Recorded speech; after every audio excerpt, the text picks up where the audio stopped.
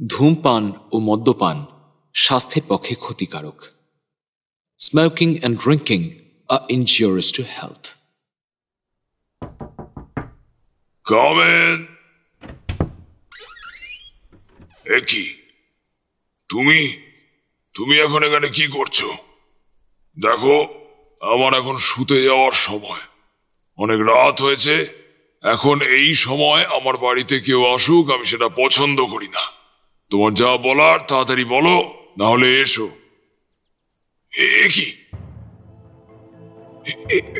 কি চাও তুমি?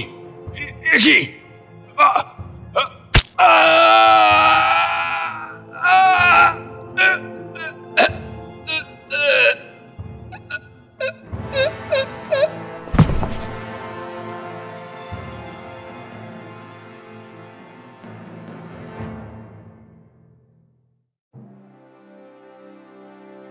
ভেল অফ টেলসে আজ বিশ্ব সাহিত্যের একটি আদি গোয়েন্দা গল্প। ফরাসি সাহিত্যিক ইয়েমেল গবোরিওর কলমে the little old man of Batignolles. গল্পের অনুবাদ স্বাগতা সাহা ভৌমিক। গল্পের পরিচালনা, প্রোডাকশন ও সাউন্ড ডিজাইন আমি শীর্ষেন্দু ভৌমিক। সহ পরিচালনা এবং সহযোগিতায় Swagata Saha Bhowmick. Poster design divine comedy. তাহলে শুনতে থাকুন আমাদের আজকের গল্প the little old man of Batignolles. আজ প্রথম পর্ব।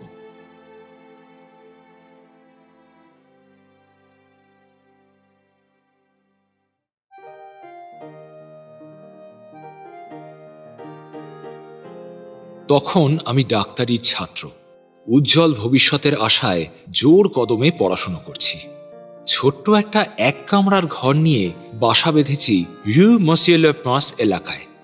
মাসে 30 ফ্রাঁ ভাড়ার বিনিময়ে ঘরখানা নেহাত মন্দ নয়। অন্তত জামা কাপড় পরার সময় হাত পা স্ট্রেচ করতে গিয়ে ঘরের জানালা খোলার প্রয়োজন হয় না, বা চলতে গিয়ে দেওয়ালে গা ঘষতে যায় না। প্রতিদিন আমার জীবন একই ধারায় চলত। বৈচিত্র্য প্রায় ছিল না বললেই চলে। ভোর ভোর উঠে আমি হসপিটালে যাই। সেখানে জুনিয়র স্টাফ হিসেবে রুগী দেখি, ক্লাস করি, পড়াশোনা করি।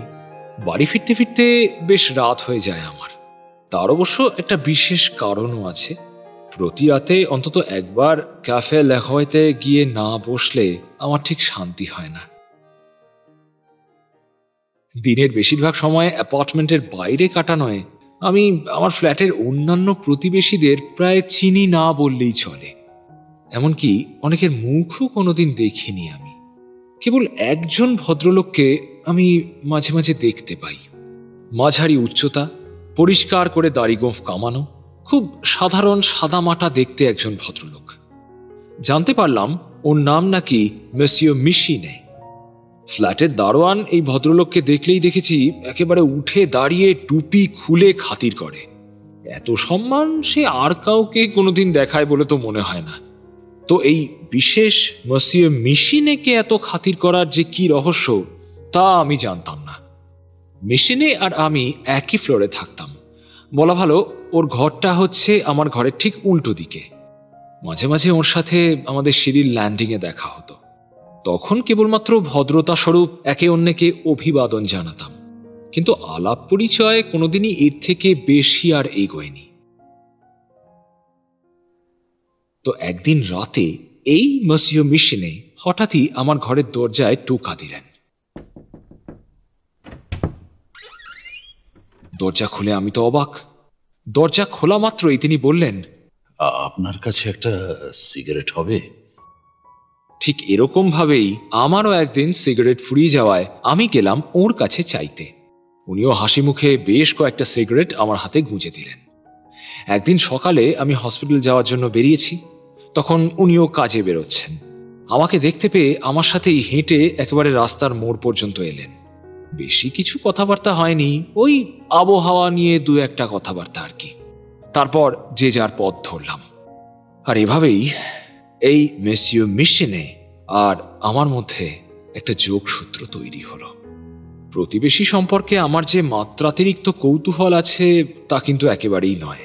তবে মাঝে মাঝে নিজের মনেই ভাবি, এই মিশিনে লোকটা আসলে কি করেনি।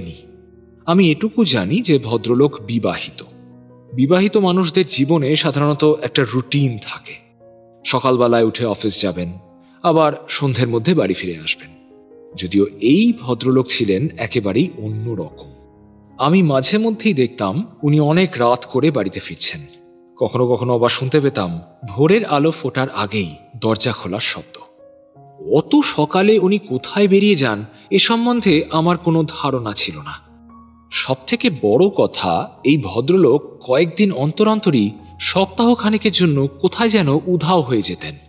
আমি সত্যিই জানি না মাদাম মিশিনে ওর স্বামীর এমন উদ্ভট স্বভাব কিভাবে সহ্য করতেন। যদিও আমি এদের দেখে বেশ বুঝতে পেরেছিলাম যে ওদের মধ্যে পারস্পরিক বোঝাপড়া বেশ ভালো, খুব সুখী দম্পতি। ভালোবাসার কোনো খামতি নেই দুজনের মধ্যে। আমাদের ফ্ল্যাটের দারোয়ানটা ভীষণ বাচাল একটা লোক। মনে মনে ঠিক করলাম এই দারোয়ানটাকেই একদিন জিজ্ঞেস করব মসিও মিশিনের সম্পর্কে। সেই মতো একদিন লোকটাকে গিয়ে একেবারে সরাসরি জিজ্ঞেস করলাম, আচ্ছা, এই যে মসিও মিশিনে, উনি কি করেন বলো তো, তুমি জানো? আমার কথা শোনা মাত্রই এই দারোয়ান ভদ্রলোকের মুখ একেবারে গম্ভীর হয়ে গেল। আমার দিকে কটমট করে তাকিয়ে সে বলল, এই দেখুন মশাই, সত্যি বলছি, ফ্ল্যাটের বসবাসকারীদের উপর স্পাইং করা আমার একদম স্বভাব না। হ্যাঁ, আমি ওরকম মানুষ নই, তাই অযথা আমাকে এসব উল্টোপাল্টা প্রশ্ন করে একদম বিব্রত করবেন না। একদম না। বেশি কথা বলা বাচাল এই লোকের মুখ থেকে যে এমন উত্তর পাবো এমনটা আমি একেবারেই আশা করিনি। ওর এমন অদ্ভুত আচরণে মসিও মিশিনে সম্পর্কে আমার আগ্রহ কমার বদলে কিন্তু উল্টে বেড়ে গেল। ধীরে ধীরে আমি বেশ বুঝতে পারলাম যে হাসি খুশি গোলগাল চেহারার ওই মসিও মিশিনের চরিত্রে নিশ্চয়ই কোনো অন্ধকার দিক আছে। একদিন দেখলাম ভদ্রলোক একেবারে ফিটফাট ধোপদ্রস্ত পোশাক পরে বাসায় ফিরলেন, কোটের উপর লেজিয়ে দ্য নরের পদক লাগানো। আবার আরেকদিন সিঁড়িতে ওর সাথে দেখা হতেই আমি চমকে উঠলাম। চেহারা দেখে বিশ্বাস করবেন না, এক মুহূর্তের জন্য মনে হয়েছিল যেন কোনো দাগি আসামি। গায়ে নোংরা পোশাক, মাথায় একটা ছেঁড়া ফাটা টুপি, চোখে মুখে কিরকম একটা বিভৎস হাবভাব। এই পর্যন্তই সব নয়, একদিন সন্ধ্যেবেলা দেখলাম উনি বেরোচ্ছেন। ওর সুন্দরী স্ত্রী এসে ওকে চুম্বন করে বললেন, খুব সাবধানে, ভুলে যেও না, বাড়িতে তোমার জন্য তোমার স্ত্রী অপেক্ষা করে আছে। সাথে তিনি এও বললেন যে তিনি যা কাজকর্ম করবেন তা যেন খুব সাবধানে করেন এবং নিজেকে বাঁচিয়ে করেন। কথাগুলো শুনে আমি ভাবলাম, যা করবে মানে কি এমন করে এই লোক? আর একটা কথা কি বললেন ভদ্রমহিলা, নিজেকে বাঁচিয়ে? এসবের অর্থ কি? সেদিন রাতে তখন আমি গভীর ঘুমে আচ্ছন্ন। এমন সময় দরজায় ঘন ঘন কড়া নাড়ার শব্দ পেলাম। প্রথমটায় ভাবলাম হয়তো স্বপ্ন দেখছি, কিন্তু তারপরে যখন দেখলাম যে শব্দটা থামছে না, তখন প্রায় ছিটকে উঠে বসলাম বিছানার উপর এবং বুঝতে পারলাম স্বপ্নে নয়, বাস্তবেই দরজায় কেউ টোকা দিচ্ছে। রীতিমতো ছুটে গিয়ে দরজা খুলতেই দেখি এই গভীর রাতে আমার দরজার বাইরে দাঁড়িয়ে আছেন আমার রহস্যজনক প্রতিবেশী মসিও মিশিনে। অবাক দৃষ্টিতে দেখলাম তার পোশাক আশাক ছেঁড়া, শার্টের সামনের অংশটা একেবারে ছিঁড়ে যেন কেউ তুলে নিয়েছে। সবচেয়ে বড় কথা, তার মুখমণ্ডল ভেসে যাচ্ছে রক্তে। আমি প্রথমটায় এতটাই হকচকিয়ে গিয়েছিলাম যে আমার মুখ থেকে একটাও কথা সরল না। তারপর নিজেকে খানিক সামলে নিয়ে আমি জিজ্ঞেস করলাম, গুড হেভেন্স, এ কি অবস্থা আপনার মসিও? কি হয়েছে? আস্তে আস্তে, আপনার গলা যে কেউ শুনে ফেলবে। এত রাতে আপনাকে এভাবে বিব্রত করলাম, সেজন্য আমাকে ক্ষমা করবেন। আঘাত তেমন গুরুতর নয় বলেই মনে হয়, কিন্তু জায়গাটা ড্রেসিং করা একান্ত প্রয়োজন। আপনি তো ডাক্তারির ছাত্র, তাই আপনার কাছে এসে হাজির হলাম। আর এক মুহূর্ত বিলম্ব না করে আমি ভদ্রলোককে ভেতরে নিয়ে এসে বসালাম। ভদ্রলোক যতই বলুন না কেন যে আঘাত গুরুতর নয়, আমি পরীক্ষা করে দেখলাম যে তার বাঁ গালে একেবারে ঠোঁটের পাশ থেকে কান পর্যন্ত একটা গভীর ক্ষতচিহ্ন। সেখান থেকে রক্ত ঝরছে অবিরাম। এক্ষুনি রক্তপাত বন্ধ না করতে পারলে যে কোনো রকম বিপদ ঘটতে পারে। আমি তৎক্ষণাৎ ভালো করে সেই ক্ষতস্থান পরিষ্কার করে অ্যান্টিসেপটিক দিয়ে ড্রেসিং করে দিলাম। সবকিছু শেষ হওয়ার পর মেসিও মিশিনে এক গাল হেসে আমাকে বললেন, many thanks monsieur Godel, I am greatly oblige to you. অনেক ধন্যবাদ আপনাকে। আপনাকে একটাই অনুরোধ, এই ব্যাপারে কারোর সঙ্গে কোনো রকম আলোচনা করতে যাবেন না। এটা ছোট্ট একটা অ্যাক্সিডেন্ট মাত্র। আবারও বলছি, থ্যাংক ইউ মশিয়ে। আর আপনাকে এত বিরক্ত করার জন্য আমি ভীষণ দুঃখিত। বেশ, তাহলে আমি এখন আসি। Good night. Good night.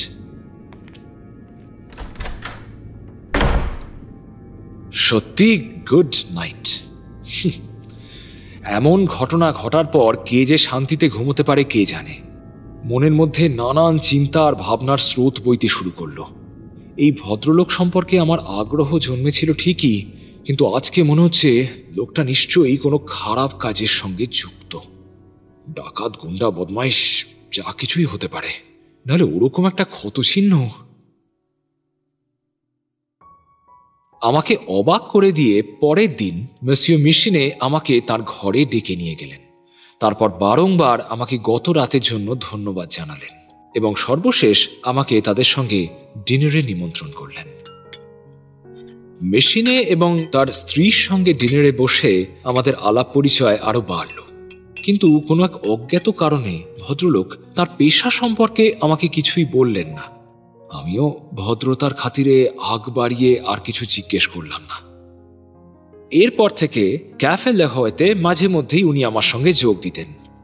বাড়ি ফেরার আগে ক্যাফেতে বসে আমরা বেশ কিছুক্ষণ ডমিনোস খেলতাম।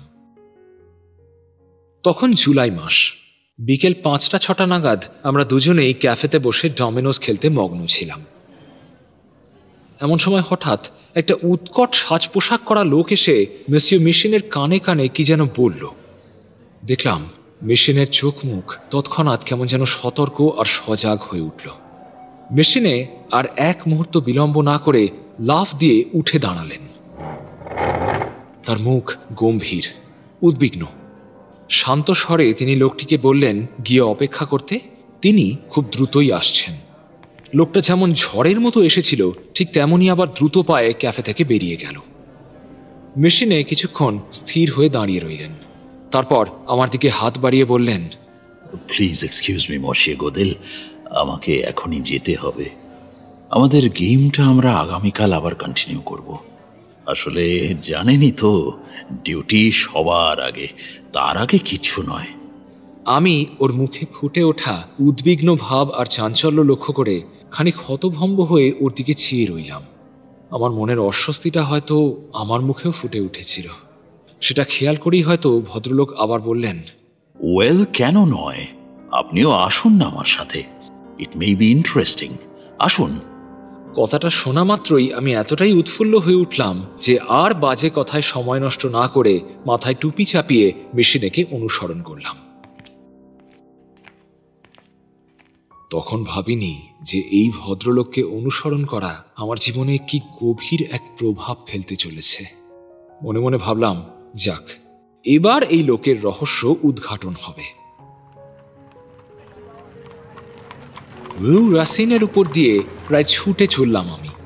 ছুটে চলতে হলো কারণ মেশিনের হাঁটার গতি এতটাই দ্রুত যে তার সঙ্গে পাল্লা দিয়ে তাল মেলানো আমার পক্ষে রীতিমতো অসম্ভব হয়ে উঠছিল।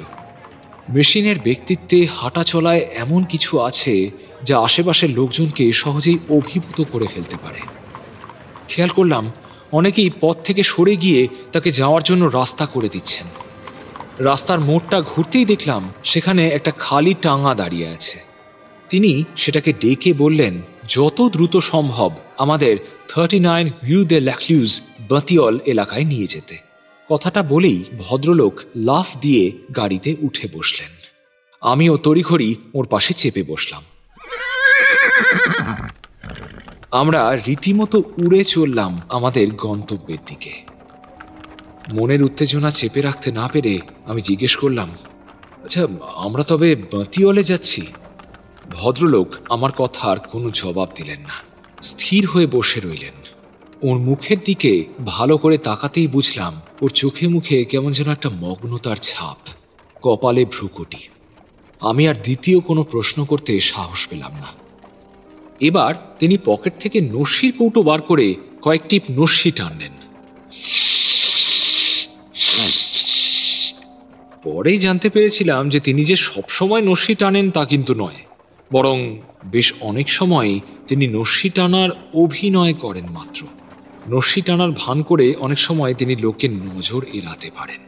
সেই সুযোগে নিজেই চোখ ঘুরিয়ে চারপাশ পরখ করে নেন। এতে নাকি নানা ক্ষেত্রে সন্দেহের চোখ এড়িয়ে চলা যায়। হিউ দ্য ল্যাকলিউসে ঢোকার আগেই আমাদের টাঙা হঠাৎ দাঁড়িয়ে পড়ল, কারণ সেখানে প্রায় 200-300 মানুষের ভিড় জমেছে। 39 নম্বর বাড়ির সামনে কাতারে কাতারে ভীত সন্ত্রস্ত কৌতূহলী মানুষের জমায়েত। টাঙা থেকে নেমে চারিদিক হাঁ করে তাকিয়ে দেখতে লাগলাম আমি। অসংখ্য পুলিশ কনস্টেবল ভিড় সামলাতে ব্যস্ত। আমরা ভিড় সামলে 39 নম্বর বাড়ির সামনে গিয়ে উপস্থিত হলাম। বাড়িতে ঢুকতে যাব এমন সময় পথ আটকে দাঁড়ালেন একজন কনস্টেবল। মেশিনে তাকে একবার মাথা থেকে পা পর্যন্ত দেখে নিয়ে বললেন, আপনি আমাকে চেনেন না? আমি মেশিনে, আর এই তরুণ ছেলেটি আমার সঙ্গেই এসেছে। নামটা শুনতেই কনস্টেবল স্যালুট ঠুকে আমতা আমতা করে ক্ষমা চাইলেন এবং আমাদের বাড়ির ভেতরে যেতে দিলেন। বাড়ির চৌকাঠ পেরিয়ে ভেতরে ঢুকতেই আমরা দেখলাম একজন মহিলা রীতিমতো হাউমাউ করে কেঁদে চলেছেন। বাড়ির অন্যান্য ভাড়াটের মাঝে দাঁড়িয়ে সেই মহিলা হাত পা ছুঁড়ে বলে চলেছেন, হায় কপাল রে,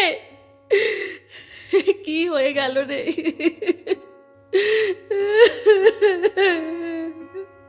মেশিনে ওর বিলাপে ছেদ টেনে জিজ্ঞেস করলেন, কোন ফ্লোর?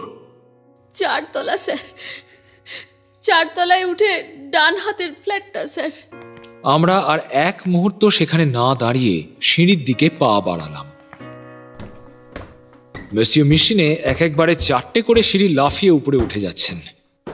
4 তলায় উঠে আমরা সোজা গিয়ে ঢুকলাম ডান দিকের ফ্ল্যাটে। প্রথমে ডাইনিং রুম, তারপর পার্লার পেরিয়ে আমরা প্রবেশ করলাম একটা বড় সড়ো বেডরুমে। আর সেখানে যা দেখলাম তা আমি কোনো দিন ভুলব না। দেখলাম 2 জন পুলিশ অফিসার ম্যান্টেলপিসের সামনে দাঁড়িয়ে আছেন। তাদের মধ্যে একজনের পোশাক আর ব্যাজ দেখেই বুঝলাম ভদ্রলোক পুলিশ কমিশনার, আর একজন হলেন একজন ইনভেস্টিগেটিং ম্যাজিস্ট্রেট। পাশে একটা ছোট্ট টেবিলের সামনে বসে আছেন একজন অল্প বয়সী পুলিশ কর্মচারী, আর ঘরের ঠিক মাঝখানে পড়ে রয়েছে এক বৃদ্ধের নিথর দেহ। হাত দুটো দুপাশে ছড়ানো, চারপাশে ছড়িয়ে আছে চাপ চাপ রক্ত। আমি দেওয়ালের গায়ে হেলান দিয়ে স্তব্ধ হয়ে দাঁড়িয়ে রইলাম। কর্মসূত্রে হাসপাতালে আমি প্রতিদিনই মৃতদেহ দেখি, কিন্তু এরকম ক্রাইম সিন আমি ইতিপূর্বে কোনো দিন দেখিনি। হাত পা কেমন যেন ঠান্ডা হয়ে এলো আমার। পুলিশ কমিশনার আমার প্রতিবেশী ভদ্রলোককে ঘরে প্রবেশ করতে দেখেই বললেন, আরে এই তো মেশিনে, তুমি এসেছো? বলুন স্যার, কি ব্যাপার? তোমাকে না ডেকে পাঠালেও হতো মেশিনে। এই কেসটায় তোমার সাহায্য আমাদের আর প্রয়োজন হবে না, কারণ আমরা ইতিমধ্যেই জেনে গেছি যে খুনি কে। আমি আর চোখে একবার মেশিনের দিকে তাকালাম। তাকে দেখে মনে হলো কথাটা শুনে তিনি যেন খানিক আশাহতই হয়েছেন। আবারও নস্যির কৌটো বার করে নস্যি টানলেন তিনি। তারপর বললেন, ও, আপনারা জানেন খুনি কে? ইনভেস্টিগেটিং ম্যাজিস্ট্রেট মাথা ঝাঁকিয়ে বললেন, হ্যাঁ, একদমই তাই। আমরা খুব ভালো করেই জানি লোকটা কে, কারণ খুনি যখন তার দুষ্কর্ম সেরে ঘর থেকে পালিয়েছে তখনও এই বৃদ্ধ ভদ্রলোক বেঁচে ছিলেন, এবং আমাদের ধারণা ব্যাপারটা খুনি অনুমান করতে পারেনি। কিন্তু ওই যে একজন উপর থেকে সবই দেখছেন। প্রভিডেন্স, বুঝলেন? তাই শেষ নিঃশ্বাস ত্যাগ করার আগে বৃদ্ধ তার রক্ত দিয়েই মেঝের উপরে খুনির নামের একটা চিহ্ন রেখে গেছেন, যাতে তিনি তার খুনিকে ধরিয়ে দিতে পারেন এবং তার যাতে যথাযথ শাস্তি হয়। যাই হোক, আপনি নিজেই দেখে নিন না মসি। কথাটা শোনা মাত্রই আমি মেঝের দিকে দৃষ্টিপাত করলাম। দেখলাম সাদা কাঠের মেঝের ওপর কয়েকটা অক্ষর দেখা যাচ্ছে। কাঁপা হাতের লেখা হলেও সেটা পড়তে কোনো অসুবিধে হলো না। MONIS, মনেস। মেশিনে বললেন, ওয়েল, পুলিশ কমিশনার বললেন, ওয়েল, এই অক্ষরগুলো আসলে একটা নামের ভগ্নাংশ। বৃদ্ধের ভাইপোর নাম হলো মনীষ থ্রোলো। এই ভাইপোটিকে বৃদ্ধ অত্যন্ত স্নেহ করতেন। তার থেকে তো আমার মনে হয় না স্কাউন্ড্রেলটা নিজের অপরাধ অস্বীকার করবার সুযোগ পাবে। আমার প্রতিবেশীকে কথা শেষ করতে না দিয়েই ম্যাজিস্ট্রেট বললেন, কারণ ওই 5টা অক্ষরই প্রমাণ হিসাবে যথেষ্ট। আর তাছাড়া বৃদ্ধের একমাত্র আপনজন বলতে এই ছিল। বৃদ্ধের মৃত্যুর পর তার সমস্ত সম্পত্তি পেত এই ছোট লোকটাই। এবং আরও একটা কথা শুনুন মসে, গতকাল রাত 9টায় মনীষস্থল এই বাড়িতে তার কাকার কাছে আসে এবং রাত 12টা বেজে গেলেও তাকে বাড়ি থেকে বেরোতে দেখা যায়নি। মেশিনে খানিক কাঁধ ঝাঁকিয়ে বললেন, তাহলে তো সবকিছু একেবারে দিনের আলোর মতো পরিষ্কার। তবে এই মনীষস্থল লোকটা একদম আস্ত বোকা। ঘর থেকেও কিছু চুরি করেছে, অথবা কোনো তথ্য দলিল সরিয়েছে, কিংবা ফার্নিচার এদিক ওদিক করেছে। নিজেকে বাঁচানোর উদ্দেশ্যে বা তল্লাশিতে বিভ্রান্তি তৈরি করার জন্য সে কিছু করেনি তো? না, আমরা তদন্ত করে সেরকম কিছুই পাইনি। আসলে এই স্কাউন্ড্রেলটার মাথায় বুদ্ধিশুদ্ধি তেমন কিছুই নেই। ওকে গ্রেফতার করে 2-1 ঘা দিলেই সব উগরে দেবে। কথাটা বলেই তিনি মেশিনেকে জানালার দিকে টেনে নিয়ে গেলেন কিছু দেখানোর উদ্দেশ্যে। অন্যদিকে ম্যাজিস্ট্রেট কনস্টেবলকে নানা রকম নির্দেশ দিতে লাগলেন। এখন আর বুঝতে বাকি নেই যে আমার প্রতিবেশী একজন গোয়েন্দা, আর সেই কারণেই তার ওরকম অদ্ভুত জীবনযাপন। যদিও আমার সমস্ত কৌতূহল এখন মেশিনের উপর থেকে সরে গিয়ে অন্যদিকে মোড় নিয়েছে। আমার চোখের সামনে যে ভয়াবহ চিত্র উন্মুক্ত, সেই দিকেই এখন আমার মনোসংযোগ। দরজার সামনে দাঁড়িয়ে আমি চারপাশটায় চোখ বোলাতে লাগলাম। ম্যাজিস্ট্রেট ঠিকই বলেছেন, এই বৃদ্ধ গতকাল রাতে শুতে যাওয়ার ঠিক আগেই খুন হয়েছেন। তার রাত পোশাক বিছানার উপর ভাঁজ করে রাখা, খাটের পাশে টেবিলের উপর 1 গ্লাস জল আর 1 প্যাকেট সিগারেট, সাথে একটা সান্ধ্য খবরের কাগজ। ম্যান্টেলপিসের এক কোনায় রাখা তামার একটা মোমদানি। রাতে গলে যাওয়া মোম সেখানে বরফের ছুরির মতো জমে রয়েছে। চারপাশটা দেখার পর আমি গুটি গুটি পায়ে মৃতদেহের দিকে এগিয়ে গেলাম। এই ঘরে আমার উপস্থিতি নিয়ে তেমন কেউই এখনো পর্যন্ত মাথা ঘামাচ্ছে না। মেশিনে এবং পুলিশ কমিশনার এখনো গভীর আলোচনায় মগ্ন। নিজের কৌতূহলকে কিছুতেই বাগে আনতে না পেরে আমি মৃতদেহের সামনে হাঁটু ভাঁজ করে বসলাম। তারপর খুব কাছ থেকে বৃদ্ধের মৃতদেহটা পরীক্ষা করতে লাগলাম। এই হতভাগ্যের বয়স 70 থেকে 75-এর মধ্যে। বয়সের ভারে ভদ্রলোক বেশ খানিকটা নুবজ হয়ে গেছেন। রোগা শরীর, সারা গালে সাদা খোঁচা খোঁচা দাড়ি। বোঝাই যায় ভদ্রলোক গত 5-6 দিন অন্তত দাড়ি কামাননি। মাথায় এখনো কিছু হলদেটে কোঁকড়ানো চুল। ভদ্রলোককে এত কাছ থেকে পরীক্ষা করতে করতে বেশ কিছু ভাবনা আমার মাথায় ঘুরছিল। হাসপাতালে মাঝে মধ্যেই বিভিন্ন লাশ আমাকে পরীক্ষা করতে হয়। এই ভদ্রলোকের মৃতদেহ দেখে আমার একটা বিষয় বেশ অবাক লাগলো। এর ঠোঁট দুটো অল্প ফাঁকা হয়ে রয়েছে, চোখ দুটো শান্তিতে বোঝা। মুখের দিকে খানিকক্ষণ তাকিয়ে থাকলে হঠাৎ মনে হয় বৃদ্ধ যেন ঘুমিয়ে ঘুমিয়ে হাসছেন। এই সমস্ত অভিব্যক্তি আর পুলিশের বলা কথাগুলোর মধ্যে কোথায় যেন একটা ফাঁক খুঁজে পেলাম আমি। আহত অবস্থায় এই বৃদ্ধ যদি তার খুনির নাম মেঝেতে লিখে রেখে যান অথবা লেখার চেষ্টা করে থাকেন, তাহলে সেই কাজটুকু করতেও তাকে যথেষ্ট কষ্ট সহ্য করতে হবে, এবং একজন মৃত্যু পথযাত্রীর পক্ষে সেটা কখনোই খুব সহজ কাজ নয়। শুধুমাত্র প্রতিশোধের অদম্য ইচ্ছে থাকলেই এমন কাজ করা সম্ভব, এবং যে পরিমাণ মৃত্যু যন্ত্রণা সহ্য করে তাকে খুনির নাম লিখতে হবে, তাতে সেই কষ্টের চিহ্ন অবশ্যই তার মুখমণ্ডলে ফুটে উঠবে। কিন্তু এই ভদ্রলোকের মুখে তেমন কোনো ভাবই তো প্রকাশ পাচ্ছে না। ভদ্রলোকের গলার কাছে একটা গভীর ক্ষত চিহ্ন। পরীক্ষা করে দেখলাম খুনের অস্ত্র অবশ্যই কোনো ধারালো ছুরি, এমনকি সেই ছুরি একটা ক্যাটালান নাইফও হতে পারে, যার দুধারেই মারাত্মক ধার থাকে এবং জিনিসটা হয় অত্যন্ত সূক্ষ্ম এবং সূচালো। বুকের ভেতর কেমন যেন একটা দম বন্ধ করা ভাব অনুভব করলাম আমি। বৃদ্ধের হাত দুটো নিজের হাতে তুলে নিয়ে ভালো করে পরীক্ষা করতে লাগলাম। আর সেটা করতে গিয়েই একটা অদ্ভুত ব্যাপার আমি লক্ষ্য করলাম। দেখলাম বৃদ্ধের বাঁ হাতের তর্জনীতে লাল রঙের দাগ, অথচ ডান হাতের কোনো আঙ্গুলেই কোনো চিহ্ন মাত্র নেই। তাহলে এই বৃদ্ধ কি বাঁ হাত দিয়ে খুনির নামের প্রথম অক্ষরগুলো লিখেছেন? তা কি করে সম্ভব? ওর হাতের গড়ন দেখে তো মনে হচ্ছে উনি ডান হাতেই ছিলেন। তাহলে কি? আমার মুখ থেকেই অজান্তে একটা চিৎকার বেরিয়ে এলো, গ্রেট গড! আমার এমন হঠাৎ চিৎকারে চমকে উঠলেন ঘরে উপস্থিত সকলে। পুলিশ কমিশনার বললেন, কি হলো? হ্যাঁ, কি হয়েছে? আমি এতটাই উত্তেজিত হয়ে উঠেছিলাম যে ঠিক করে উত্তর দিতে পারলাম না। কম্পমান কণ্ঠে শুধুমাত্র বললাম, দেখুন, এইখানে দেখুন। মেশিনে তৎক্ষণাৎ আমার কাছে এসে আমার পাশে হাঁটু গেড়ে বসে পড়লেন। তাকে অঙ্গুলি নির্দেশ করে আমি বৃদ্ধের হাতটা দেখালাম। তিনিও মুহূর্তেই পুরো ব্যাপারটা অনুধাবন করতে পারলেন। তারপর এক ঝটকায় উঠে দাঁড়িয়ে বললেন, তাহলে ওই বৃদ্ধ ওই অক্ষরগুলো লেখেননি, তাই তো?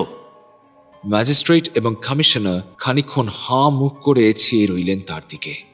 তারপর কমিশনার কেমন বেজার মুখ করে আমতা আমতা করে বললেন, আমি আসলে ব্যাপারটা ঠিক লক্ষ্য করিনি। মেশিনে একটা শ্বাস ফেলে বললেন, হ্যাঁ, ওরকমটা হয়েই থাকে। এমন অনেক কিছুই থাকে যা আমাদের চোখের সামনে জল জল করলেও আমরা তা ধরতে পারি না। যাই হোক, তাহলে পরিস্থিতি সম্পূর্ণ বদলে গেল। আমি বললাম, হ্যাঁ, এটা পরিষ্কার যে এই ভদ্রলোক কারোর নাম লিখে যাননি এবং যে হত্যাকারী সেই এগুলো লিখে রেখে গেছে। কমিশনার সম্মতিসূচক মাথা নেড়ে বললেন, হতে পারে। অতএব যে হত্যাকারী সে নিশ্চয়ই এতটাই বুদ্ধিহীন বা বোকা নয় যে সে তার নিজের নাম বড় বড় অক্ষরে মৃতদেহের পাশে লিখে রেখে পালাবে। আমরা প্রত্যেকেই এ বিষয়ে একমত হব নিশ্চয়ই। অতঃপর আমরা প্রত্যেকেই একটা উপসংহারে পৌঁছতে পারি। তদন্তকারী ম্যাজিস্ট্রেট খানিকক্ষণ মন দিয়ে কি যেন চিন্তা করলেন। তারপর একটা লম্বা শ্বাস নিয়ে বললেন, ব্যাপারটা জলের মতো পরিষ্কার। মনেস্থল খুনি নয়, ওকে কেউ খুনি সাব্যস্ত করবার জন্যই এমনটা করেছে। অতএব হত্যাকারী অন্য কোনো ব্যক্তি। কিন্তু সে কে? মসিও মেশিনে, আপনার দায়িত্ব আসল অপরাধীকে খুঁজে বের করা। আপনি... ম্যাজিস্ট্রেটের কথা শেষ হলো না। বাইরে থেকে একজন বার্তাবাহক কনস্টেবল ঘরে এসে ঢুকলেন। তিনি জানালেন যে তাঁদের আদেশ অনুসারে ইতিমধ্যেই মনিস্ত্রলকে গ্রেফতার করা হয়েছে এবং গারদের ওপারে চালান করা হয়েছে। আর সবচেয়ে গুরুত্বপূর্ণ বিষয় হলো এটা যে ইতিমধ্যেই সে নিজের মুখে তার সমস্ত অপরাধ স্বীকার করেছে। খবরটা শুনে আমরা সকলে হতভম্ব হয়ে চেয়ে রইলাম। যেখানে যুক্তি বলছে যে মনিস্থল আসল অপরাধী হতে পারেন না, সেখানে তিনি নিজেই কিনা সব দোষ স্বীকার করে নিয়েছেন। তা কি করে সম্ভব? বিস্ময় কাটিয়ে উঠে মেশিনে বললেন, তোমার কোথাও একটা ভুল হচ্ছে, কারণ এটা হতে পারে না। আমি সত্যি বলছি মসিও মেশিনে, আই সোয়ার। ডোন্ট সোয়ার। দয়া করে তোমার মুখটা বন্ধ রাখো। মনিস্থল যা বলছে তার অর্থ হয়তো তোমরা বুঝতে পারোনি, অথবা আমাদের চমকাবে বলে এমন একটা খবর নিয়ে এসেছো। এতক্ষণ বার্তাবাহক কনস্টেবল মেশিনের সঙ্গে যথেষ্ট সম্ভ্রমের সঙ্গে কথা বললেও এবার তার চোয়াল শক্ত হলো। সে বলল, ক্ষমা করবেন, আপনার কি মনে হয় আমি উন্মাদ, মিথ্যেবাদী? মিথ্যে বলে আমার লাভ কি? আমি যা জানি আমি তাই বলছি। ব্যাপারটা অন্যদিকে মোড় নিচ্ছে দেখে ম্যাজিস্ট্রেট বললেন, আপনি শান্ত হন মেশিনে। রায় শোনাবার আগে সবটা ভালো করে জেনে নেওয়া প্রয়োজন, সেটা ভুলে যাবেন না। বলে তিনি বার্তাবাহকের দিকে ফিরে তাকে পুরো ঘটনাটা খুলে বলতে বললেন। কনস্টেবল ম্যাজিস্ট্রেটের আশ্বাস পেয়ে খানিকটা এগিয়ে এসে দাঁড়ালেন। তারপর মেশিনের দিকে একবার কটাক্ষপাত করে বলতে লাগলেন, স্যার, আপনারা ইন্সপেক্টর সাহেব আমার সহকর্মী পলতো এবং আমাকে পাঠান মনিস্থল নামের এক ব্যক্তিকে গ্রেপ্তার করার জন্য। লোকটা ইমিটেশন গয়নার ব্যবসা করে, বাড়ি ৭৫ নম্বর রু ভিভিয়েনে। লোকটার বিরুদ্ধে খুনের চার্জ ছিল। ওকে আমরা ওর কাকাকে খুনের দায়ে গ্রেপ্তার করি। কমিশনার সম্মতি জানিয়ে বললেন, কোয়াইট কারেক্ট। ওয়েল, আমরা তৎক্ষণাৎ একটা ক্যাব নিয়ে রু ভিভিয়েনে গিয়ে পৌঁছাই। মনিস্থলোর দোকানের পিছনেই একটা ছোট ঘর আছে। সেখানেই ও তখন ওর স্ত্রীর সঙ্গে খেতে বসেছিল। ওর স্ত্রীর বয়স 25 থেকে 30-এর মধ্যে, এবং উল্লেখ্য ভদ্রমহিলা অপরূপ সুন্দরী। আমাদের 3 জনকে ঘরে ঢুকতে দেখে লোকটা বেশ চমকে যায়। আমাদের জিজ্ঞাসা করে আমরা কি চাই। ইন্সপেক্টর সাহেব তৎক্ষণাৎ ওকে ওয়ারেন্ট বের করে দেখান এবং বলেন, in the name of law I arrest you. Please please, দয়া করে আসল পয়েন্টে এসো।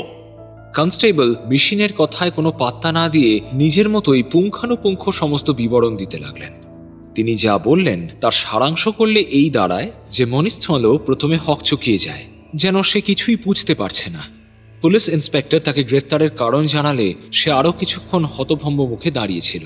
তারপর পুলিশ যখন তাকে বলে যে সে সবকিছু স্বীকার করে নিলে আদবে তারই মঙ্গল, তখন সেই মুহূর্তেই সে তার সমস্ত অপরাধ স্বীকার করে নেয়। পুলিশ কমিশনারের মুখে একটা হাসি ফুটে উঠল। তিনি বললেন, ওয়েল ডান।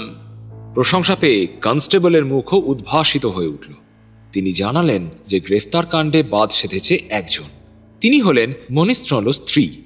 তিনি ঘটনার আগামাথা উদ্ধার করতে না পারলেও পরে যখন উপলব্ধি করলেন যে পুলিশ তার স্বামীকে ধরে নিয়ে যাবে, তখন তিনি উন্মাদের মতো নাকি আচরণ শুরু করেন এবং তার মুখে একটাই কথা ছিল, আমি জানি তুমি এমন কাজ করতে পারো না। তুমি প্লিজ ওদের বলো যে তুমি নির্দোষ, প্লিজ।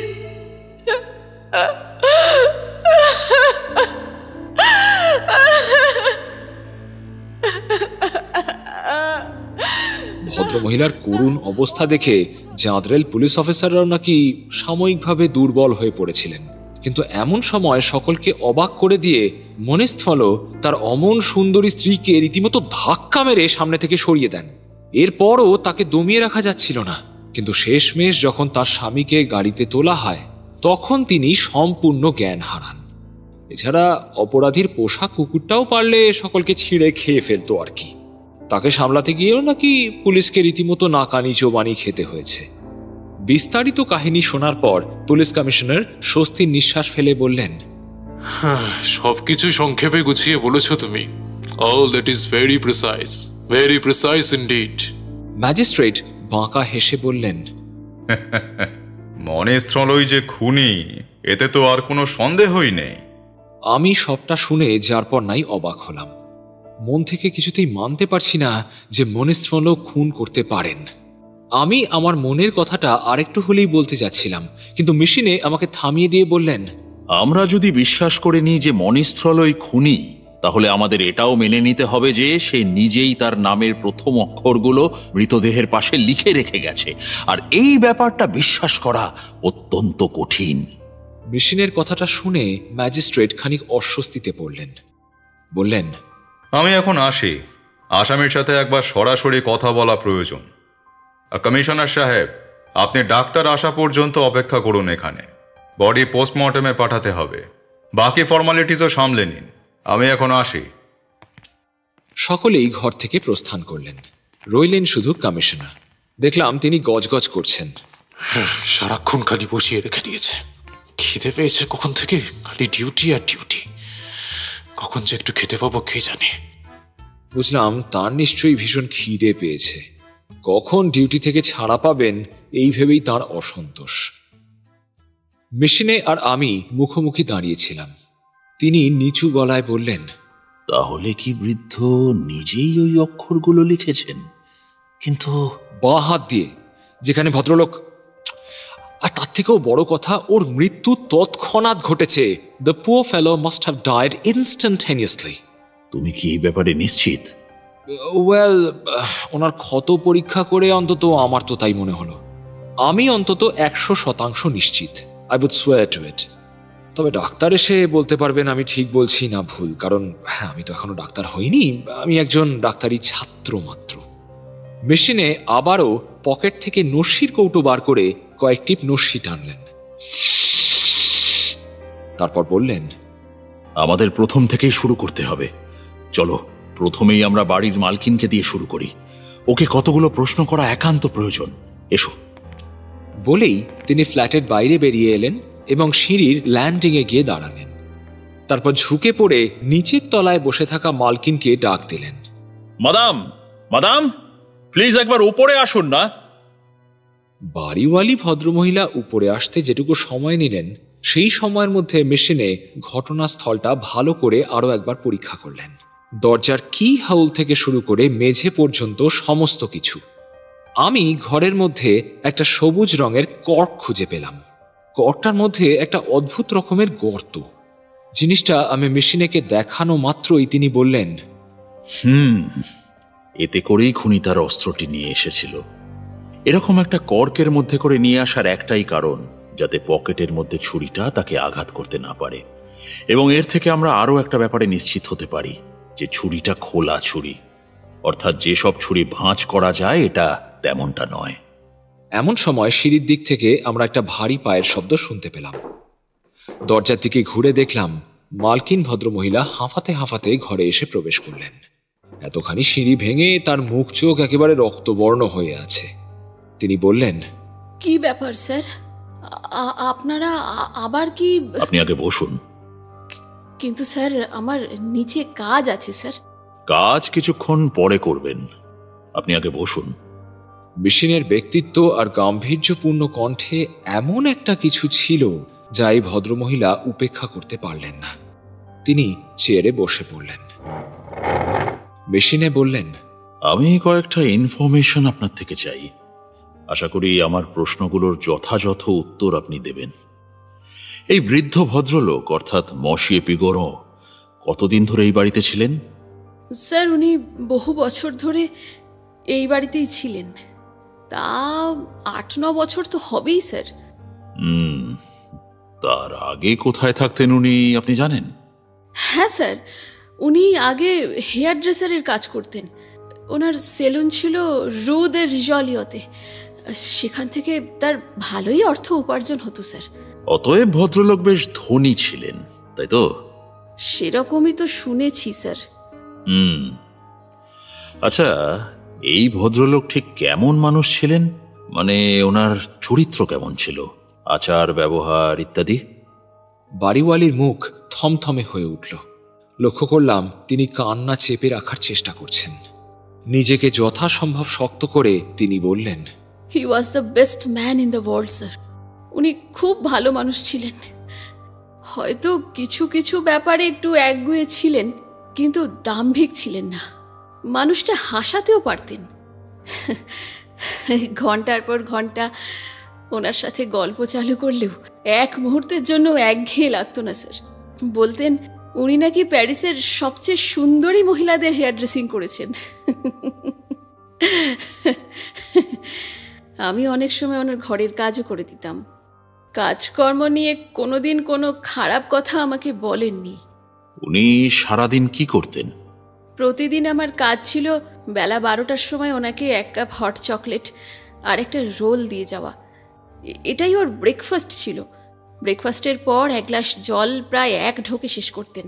তারপর ফিটফাট হয়ে বেলা 2টো নাগাদ বেরিয়ে পড়তেন প্যারিসের রাস্তায় হাঁটতে। সাজগোজ দেখে মনে হতো যেন বিয়ে করতে যাচ্ছেন। সন্ধে 6টা পর্যন্ত বাইরে ঘুরে বেরিয়ে ক্যাফেতে ডিনার সেরে বন্ধু বান্ধবদের সাথে আড্ডা দিয়ে তারপর উনি বাড়ি ফিরতেন। এই বুড়োটার একটাই সমস্যা ছিল জানেন তো স্যার, সুন্দরী নারী মানে মেয়ে দেখলে আর। আমি মাঝে মাঝে বলতাম, মসে এই বয়সেও আপনার লজ্জা করে না? ভদ্রলোক খুব হাসতেন। বুঝতে পারতাম এত ফ্যাশনেবল হেয়ার ড্রেসারের বহু অনুরাগী থাকাই তো স্বাভাবিক। মেশিনে গম্ভীর স্বরে জিজ্ঞেস করলেন, বাড়িতে ওনার সাথে কেউ দেখা করতে আসতো? খুব কম স্যার, তবে একজন খুব ঘন ঘন আসতেন। ওনার একমাত্র ভাইপো মসিয়ে মনিস্ত্রলকে উনি প্রত্যেক রবিবার ডিনারের জন্য ডাকতেন। তবে সেটা বাড়িতে নয়, একটা রেস্টুরেন্টে। ওদের দুজনের সম্পর্ক কেমন ছিল? হরিহর আত্মা যাকে বলে স্যার, যেন একই হাতের 2টো আঙুল। ওদের মধ্যে কখনো ঝগড়াঝাটি বা কথা কাটাকাটি হতে শুনেছেন বা দেখেছেন? কখনো নয় স্যার, শুধু একটা ব্যাপার ছাড়া, মাদাম ক্লারা। Madame Clara? ইনি কে? কেন আপনি জানেন না? মাদাম ক্লারা মনিস্ট্রলোর স্ত্রী, মসিয়া অতেনর, অর্থাৎ মসিয়া পিঙ্গোর সবসময় মনিস্ট্রলোকে বলতেন মনিস্ট্রলো নাকি ওর স্ত্রীকে একটু বেশিই ভালোবাসে। এত ভালোবাসা মাদাম ক্লারা নাকি ডিজার্ভ করেন না। এমনকি ক্লারা নাকি মনিস্ট্রলোকে রীতিমতো ল্যাজে খেলায়। অতেনার বলতেন ওর ভাইপোকে ওর বউ আদতেও ভালোবাসে না। গত বছর বুড়োটার সাথে মাদাম ক্লারার একদিন বেশ খানিকটা বাকবিতণ্ডা হয়েছিল। আসলে মাদাম ওনার থেকে বিপুল পরিমাণ অর্থ চেয়েছিলেন। বলেছিলেন সেই টাকা দিয়ে ভালো একটা জায়গায় ওরা একটা বড় জুয়েলারির দোকান খুলবে। কিন্তু অতেনার টাকা দিতে রাজি হননি। বলেছিলেন ওনার মৃত্যুর পর ওই টাকা দিয়ে ওরা যা ইচ্ছে করতে পারে, কিন্তু এখন উনি একটা কড়িও ওদের দেবেন না। আমি ভেবেছিলাম মনিস্ট্রলো হয়তো এই ব্যাপারে ওর কাকাকে জোর করবেন, কিন্তু উনি এমনটা করেননি। বেশ। বৃদ্ধ যে খুন হয়েছেন সেটা কে আবিষ্কার করেন? ভদ্রমহিলা চোখ গোল গোল করে বললেন, আমি করেছি স্যার। সে এক ভয়ঙ্কর দৃশ্য। বেলা 12টার সময় হাতে চকলেটের কাপ নিয়ে এসে ওনার দরজায় টোকা দিই। ভিতর থেকে যখন কেউ দরজা খুলল না, তখন আমি দরজা ঠেলে ভিতরে যাই এবং ওনার বেডরুমে এসে এই ভয়াবহ দৃশ্য আমি প্রত্যক্ষ করি।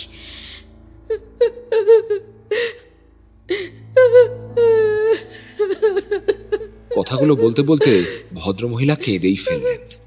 মেশিনে খানিক মৃদু স্বরে বললেন, নিজেকে সামলান। এবার বলুন তো, আপনি কাউকে সন্দেহ করেন? ভদ্রমহিলা কান্না থামিয়ে রীতিমতো ফুঁসে উঠে বললেন, অবশ্যই এই জঘন্য কাজটা করেছে ওই রাস্কেলটা, ওনার ভাইপো। সম্পত্তির লোভেই ওই কাজটা করেছে। শয়তানটার ফাঁসি হওয়া উচিত, তবেই আমি শান্তি পাবো। এই কথা আপনি এত নিশ্চিত করে বলছেন কিভাবে? তা না হলে আর কাকে সন্দেহ করব স্যার?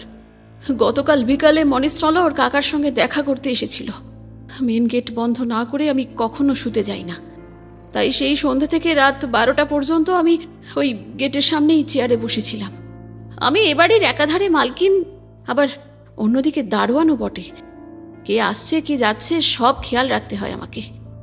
রাত 12টা নাগাদ মনিস্ট্রলো বাড়ি থেকে বেরোয়। অদ্ভুত ব্যাপার, ও আমার সাথে একটা কথাও বলেনি।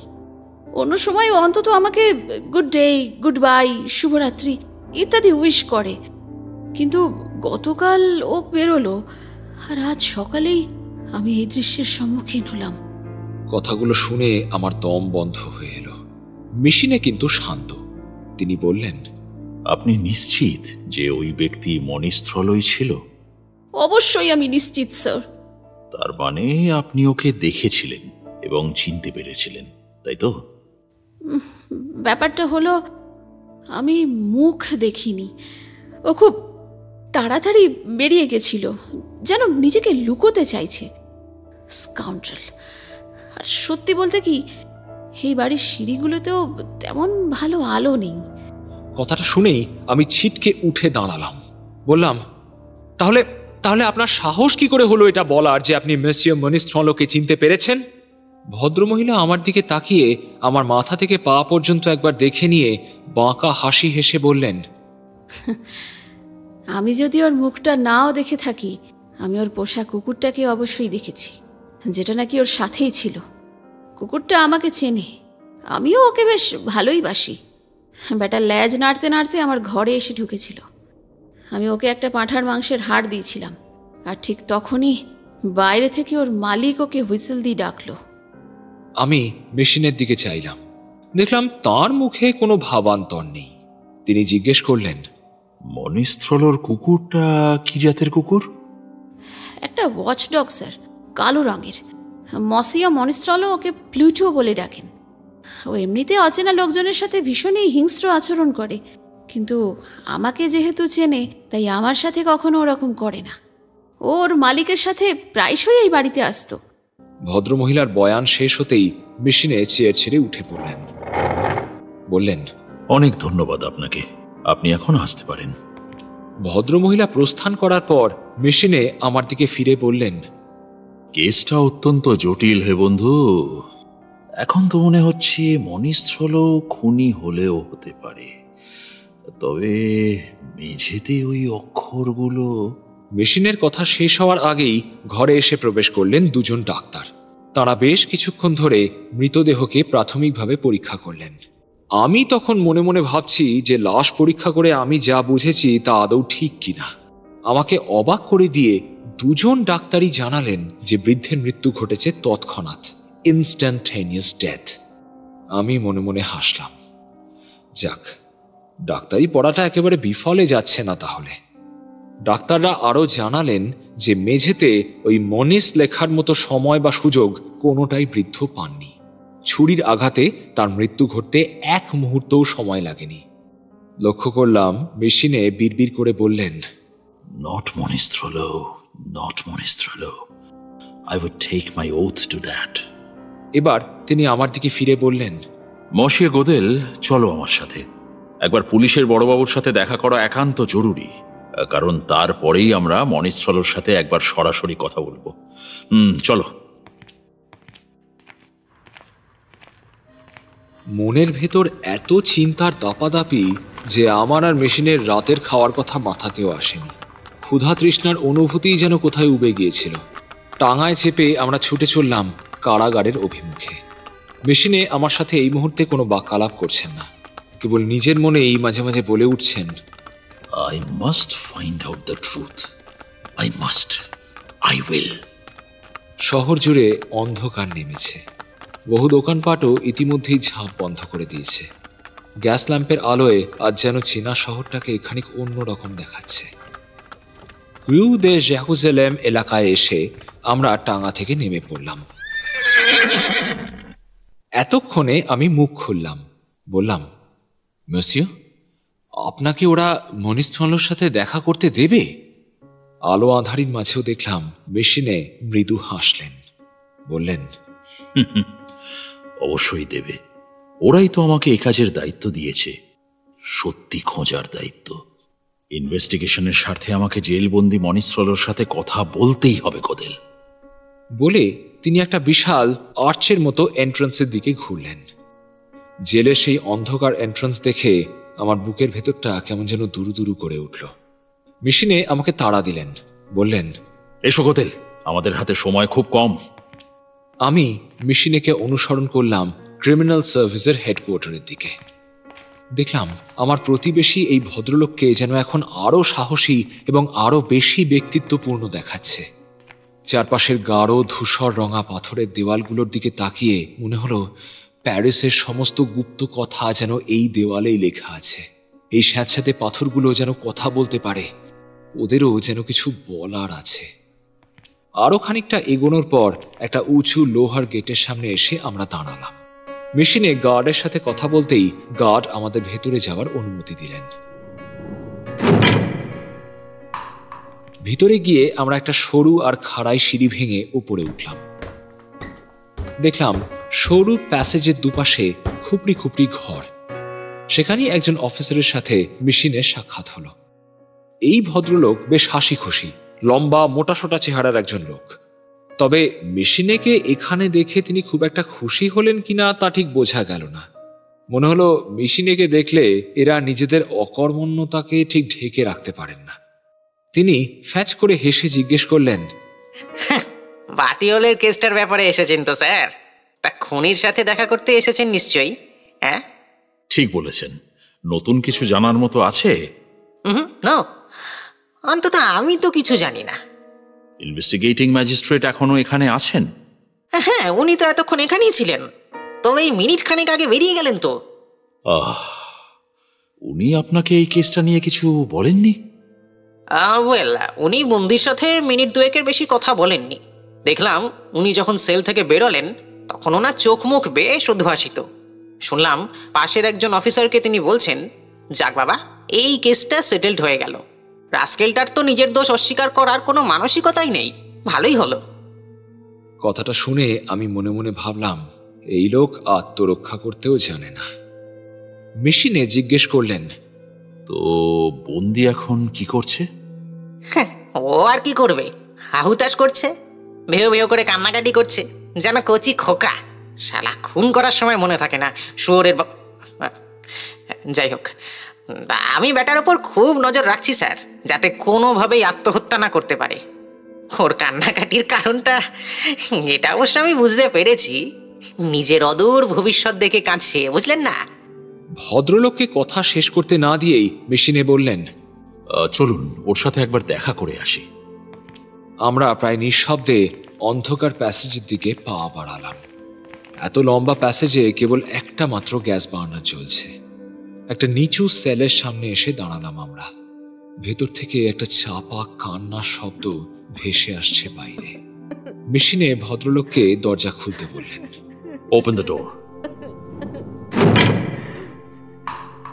ভারী তালা খোলা শব্দ পেয়েই বন্দি তড়িঘড়ি লোহার ছোট খাটটার উপর উঠে বসলেন। দেখলাম তার অসহায় নুব্জ চেহারা, হাত দুটো ঝুলে আছে সামনের দিকে। গভীর বিষণ্ণতা এবং অবসাদের এক প্রতিমূর্তি যেন।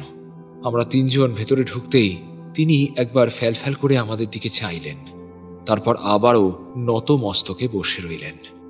মৃদু আলোতে দেখলাম মনিস্থলর বয়স 36-37 মতো হবে। ভদ্রলোককে কখনোই হ্যান্ডসাম বলা চলে না, বরং গুটি বসন্তে ভুগে সমগ্র মুখমণ্ডল কেমন যেন বিকৃত হয়ে গেছে। কপালটা বেশ কিছুটা সামনের দিকে এগোনো, নাকটা অনুন্নত, কিন্তু ভদ্রলোকের ওই দুই চোখের দৃষ্টিতে কি যেন আছে। উজ্জ্বল নীল দুটো চোখ, মুখের সমস্ত বিকৃতি এক লহমায় ঢেকে দেয় সেগুলো। খেয়াল করলাম তার দাঁতগুলো অপূর্ব বিন্যাসে সাজানো। মেসিও মেশিনে সেলে ঢুকেই প্রশ্ন করলেন, মশিয়ে মনিস্ট্রল, এভাবে কাঁদছেন কেন আপনি? কিসের ভয় আপনার? দেখুন, পরিস্থিতি যতই গুরুতর হোক না কেন, আমি যদি আপনার জায়গায় থাকতাম তাহলে কিন্তু একজন প্রকৃত সাহসী পুরুষ মানুষের মতো নিজেকে নির্দোষ প্রমাণ করার চেষ্টা করতাম। মনিস্থলো রূঢ় কণ্ঠে বললেন, কিন্তু আমি তো নির্দোষ নই। ভদ্রলোকের মুখ থেকে এমন স্বীকারোক্তি শোনার পর আর কোনো সন্দেহ বা ডাউট থাকতে পারে না। কিন্তু মেশিনে দেখলাম নাছোড়বান্দা। তিনি খানিক হেসে বললেন, রিয়েলি?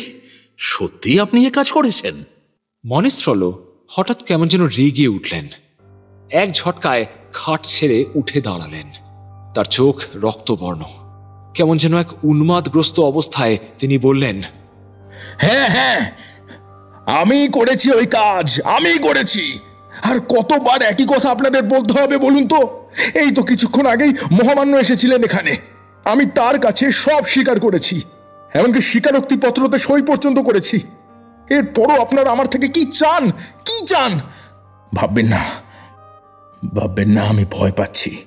যেদিন আমার মাথাটা গিলোটিনে কাটার সময় আসবে সেদিনের কথা ভেবে আমি ভয় পাচ্ছি না, কিন্তু দিনটা যত তাড়াতাড়ি আসবে তত ভালো, তত ভালো। মনিস্থলোর এমন অদ্ভুত আচরণে ক্ষণিকের জন্য মেশিনে স্তম্ভিত হয়ে গেলেও তিনি তৎক্ষণাৎ আবার নিজেকে সামলে নিয়ে বললেন, ওয়েট। আরে বাবা, যখন তখন ওভাবে কাউকে গিলোটিনে চড়িয়ে দেওয়া হয় না। আপনার কাছ থেকে স্বীকারোক্তি নিয়ে যাওয়া হয়েছে ঠিকই, সেই স্বীকারোক্তিও মহামান্য আদালত বিচার করে দেখবেন, বুঝেছেন? যাই হোক, এবারে বলুন তো, আপনি কি সত্যিই আপনার কাকাকে ঘৃণা করতেন? মনিস্থলো তৎক্ষণাৎ জবাব দিলেন, না, কখনো না। ওয়েল, তাহলে ওনাকে মারলেন কেন? ভদ্রলোক ভগ্ন কণ্ঠে বললেন, সম্পত্তির জন্য। আমার ব্যবসা ভালো যাচ্ছিল না, এ ব্যাপারে আপনারা খোঁজ নিলেই সব জানতে পারবেন। আমার অনেক টাকার দরকার ছিল, কাকার অনেক টাকা পয়সা ছিল, তবু তিনি আমাকে অর্থ সাহায্য করতে অস্বীকার করেন। তাই বুঝলাম। অতএব আপনি আশা করেছিলেন যে আপনি ধরা পড়বেন না, তাই তো? এবং ওনার সম্পত্তি আত্মসাৎ করবেন। হ্যাঁ, এমনটাই ভেবেছিলাম। এমন সময় আমার প্রতিবেশী মনিস্থলোকে এমন একটা প্রশ্ন করলেন যাতে আমি যারপন্নাই অবাক হলাম। তিনি আচমকা জিজ্ঞেস করলেন, বাই দ্য ওয়ে, আপনি যে রিভলভারটা দিয়ে আপনার কাকাকে খুন করেছেন সেটা কোথা থেকে কিনেছিলেন? মনিস্থলো কিন্তু চমকালেন না, খানিক শান্ত স্বরেই উত্তর দিলেন, ওটা বেশ কিছু বছর ধরে আমার কাছেই ছিল। ও তাই? আচ্ছা, খুনটা করার পর আপনি রিভলভারটা কি করলেন? আমি ওটা পাশের বাগানে ছুঁড়ে ফেলে দিই। খুব ভালো। আশা করি বাগানটা সার্চ করলেই ওটা পাওয়া যাবে। মিস্টার মিশিনে ইচ্ছাকৃতভাবে একের পর এক মিথ্যে বলে চলেছেন শুধুমাত্র সত্যি উপনীত হওয়ার জন্য। তার মুখ দেখে অবশ্য বোঝার উপায় নেই তার মনে ঠিক কি চলছে। কয়েক সেকেন্ড চুপ করে থেকে তিনি আবারও প্রশ্ন করলেন, আমি একটা বিষয় বুঝলাম না, আপনি আপনার পোষা কুকুরটাকে কেন সঙ্গে করে নিয়ে গিয়েছিলেন? এই প্রথমবার মনিস্থলকে এতখানি চমকাতে দেখলাম আমি। তিনি বললেন, কি? আমার কুকুর? হাত দুটো মুঠো করে দাঁত কিরমির করে উঠলেন ভদ্রলোক, যেন তিনি এক্ষুনি কারোর একটা নাম উচ্চারণ করবেন। কিন্তু কি যেন ভেবে তিনি নিজেকে সামলে নিলেন। বললেন, আপনারা আমাকে যথেষ্ট অত্যাচার করেছেন, আর নয়, আর নয়। প্লিজ এবার আমাকে একটু একা ছেড়ে দিন। আমি আর আপনাদের কোনো কথার উত্তর দেব না। মিশিনে আর কোনো প্রশ্ন করলেন না। আমরা দুজনে নিঃশব্দে বেরিয়ে এলাম জেল থেকে। রাস্তায় এসে আমি মিশিনেকে বললাম, আপনার এখন কি মনে হচ্ছে মিসিয়া? ওর কথা শুনেই তো বোঝা গেল যে উনি কেবলমাত্র অপরাধী সাজার ভান করছেন। আর আপনার ওই হঠাৎ করে রিভলভার নিয়ে প্রশ্নটা কিন্তু মোক্ষম ছিল। কি সহজেই ভদ্রলোক আপনার প্রশ্নের জালে পা দিয়ে দিলেন। উনি তো খুন সম্পর্কে কিছুই জানেন না। ভদ্রলোক যদি নির্দোষ না হতেন তবে কি উনি বলতেন না যে খুনটা রিভলভার দিয়ে নয়, ছুরি দিয়ে করেছেন? মেসিও, আমি নিশ্চিত এই লোক নির্দোষ। হতে পারে, হতে পারে। আসলে আমার জীবনে আমি অনেক অভিনেতা দেখেছি, তাই যাই হোক, আজকের জন্য এই যথেষ্ট। এবার বাড়ি চলো। তুমি আজ আমার ঘরে ডিনার করবে। চলো, আগামীকাল আবার আমাদের তদন্ত শুরু হবে। চলো।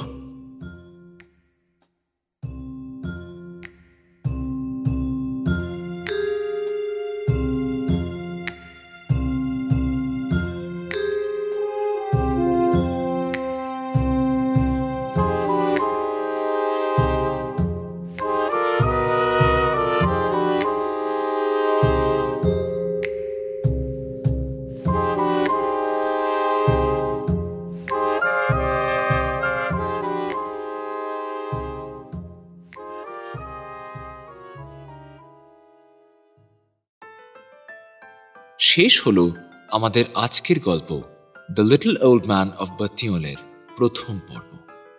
গল্প রচনায় এমএল গেবরিও, গল্পের অনুবাদ স্বাগতা সাহা ভৌমিক, গল্পের পরিচালনা, প্রোডাকশন ও সাউন্ড ডিজাইন আমি শীর্ষেন্দু ভৌমিক, সহ পরিচালনা এবং সহযোগিতায় Swagata Saha Bhowmick, poster design divine comedy.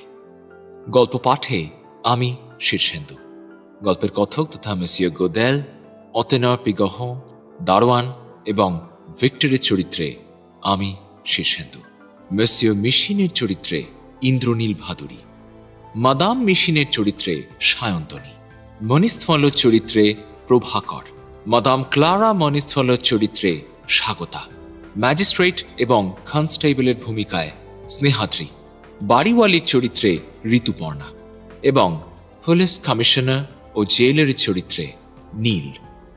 আমাদের আজকের উদ্যোগে আমরা পাশে পেয়েছি হরতনের গোলাম অডিও স্টোরি চ্যানেল থেকে প্রভাকর কুণ্ডু, বৃত্তের বাইরে অডিও স্টোরি চ্যানেল থেকে ঋতুপর্ণা মিশ্র এবং Bong story hub audio story channel থেকে নীলকে। ওদের বিশেষভাবে ধন্যবাদ জানাই এই উদ্যোগে আমাদের পাশে থাকার জন্য।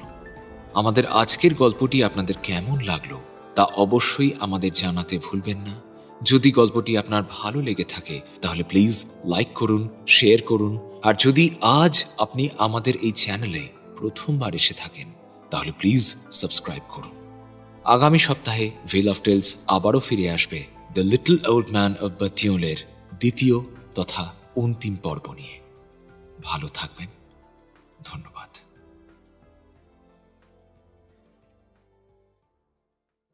ধূমপান ও মদ্যপান স্বাস্থ্যের পক্ষে ক্ষতিকারক।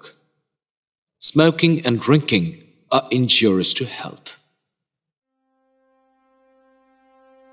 বেলা 12টার সময় হাতে চকলেটের কাপ নিয়ে এসে ওনার দরজায় টোকা দিই এবং ওনার বেডরুমে এসে এই ভয়াবহ দৃশ্য আমি প্রত্যক্ষ করি। এই কেসটায় তোমার সাহায্য আমাদের আর প্রয়োজন হবে না, কারণ আমরা ইতিমধ্যেই জেনে গেছি যে খুনি কে। অবশ্যই এই জঘন্য কাজটা করেছে ওই রাস্কেলটা, ওনার ভাইপো। আমার মনে হয় না স্কাউন্ড্রেলটা নিজের অপরাধ অস্বীকার করবার সুযোগ পাবে। গ্রেট গড, এইখানে দেখুন। যে হত্যাকারী সে নিশ্চয়ই এতটাই বুদ্ধিহীন বা বোকা নয় যে সে তার নিজের নাম বড় বড় অক্ষরে মৃতদেহের পাশে লিখে রেখে পালাবে। হ্যাঁ হ্যাঁ, আমি করেছি ওই কাজ, আমি করেছি। আর কতবার একই কথা আপনাদের বলতে হবে বলুন তো? মনিস্থলর কুকুরটা কি জাতের কুকুর?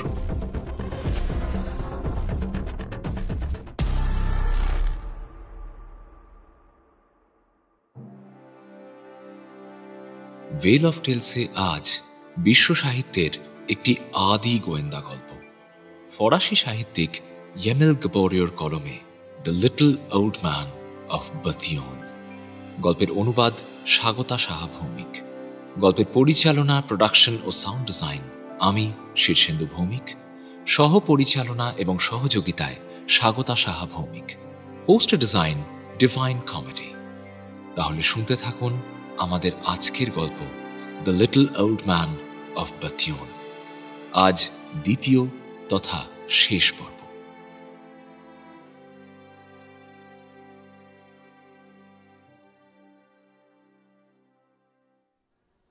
আমরা যখন বাড়ি পৌঁছলাম তখন ঘড়িতে রাত 10টা বাজে। কলিং বেল বাজাতেই দরজা খুললেন মিশিনের সুন্দরী স্ত্রী মাদাম মিশিনে। স্বামীকে দেখেই তিনি একটা স্বস্তির নিঃশ্বাস ফেললেন।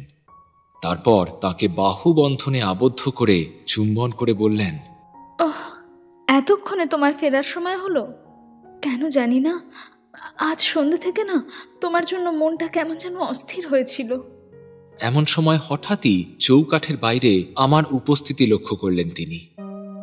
আমাকে দেখা মাত্রই তাঁর মুখের হাসি খানিক ম্লান হলো। ভ্রু কুঞ্চিত করে তিনি তার স্বামীর থেকে বাহু বন্ধন আলগা করলেন। তারপর কয়েক পা পিছিয়ে গিয়ে রাগত স্বরে বললেন, সে কি, তোমরা এতক্ষণ ক্যাফেতে বসেছিলে? এখন কটা বাজে খেয়াল আছে তোমার? রাত 10টা বেজে গেছে। এটা কিন্তু একদম ঠিক নয়। আমি মহা অস্বস্তিতে পড়ে মিশিনের দিকে তাকালাম। মিশিনে একটা নির্মল হাসি হেসে বললেন, আমাদের উপর রাগ করো না ক্যারোলিন, আমরা বহুক্ষণ আগেই ক্যাফে থেকে বেরিয়ে এসেছি। আসলে বাতিয়ালে একটা খুন হয়েছে, সেখানেই আমাকে ডেকে পাঠানো হয়েছিল। সেই সমস্ত কাজ সামলে ফিরলাম। আর আমার সঙ্গে আজ এই বাচ্চা ছেলেটাকেও নিয়ে গিয়েছিলাম। মশিও গোদেল কিন্তু খুব ভালো ছেলে, ও আজ আমাদের সাথেই ডিনার করবে ক্যারোলিন।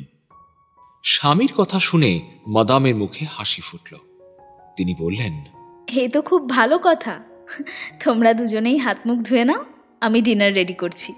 ডিনার করতে করতে আজকের সব ঘটনা শুনবো কিন্তু। ডিনার টেবিলে বসে মিশিনে তার স্ত্রীকে আজকের কেসের সমস্ত কিছু সবিস্তারে বললেন।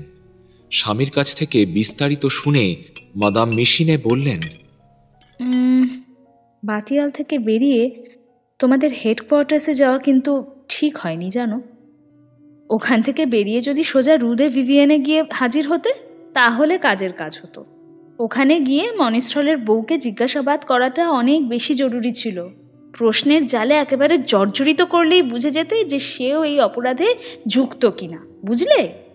কথাটা শুনে আমি হতচকিত হয়ে জিজ্ঞেস করলাম, কি? তার মানে আপনিও এটাই বিশ্বাস করেন যে মনিস্থলই অপরাধী?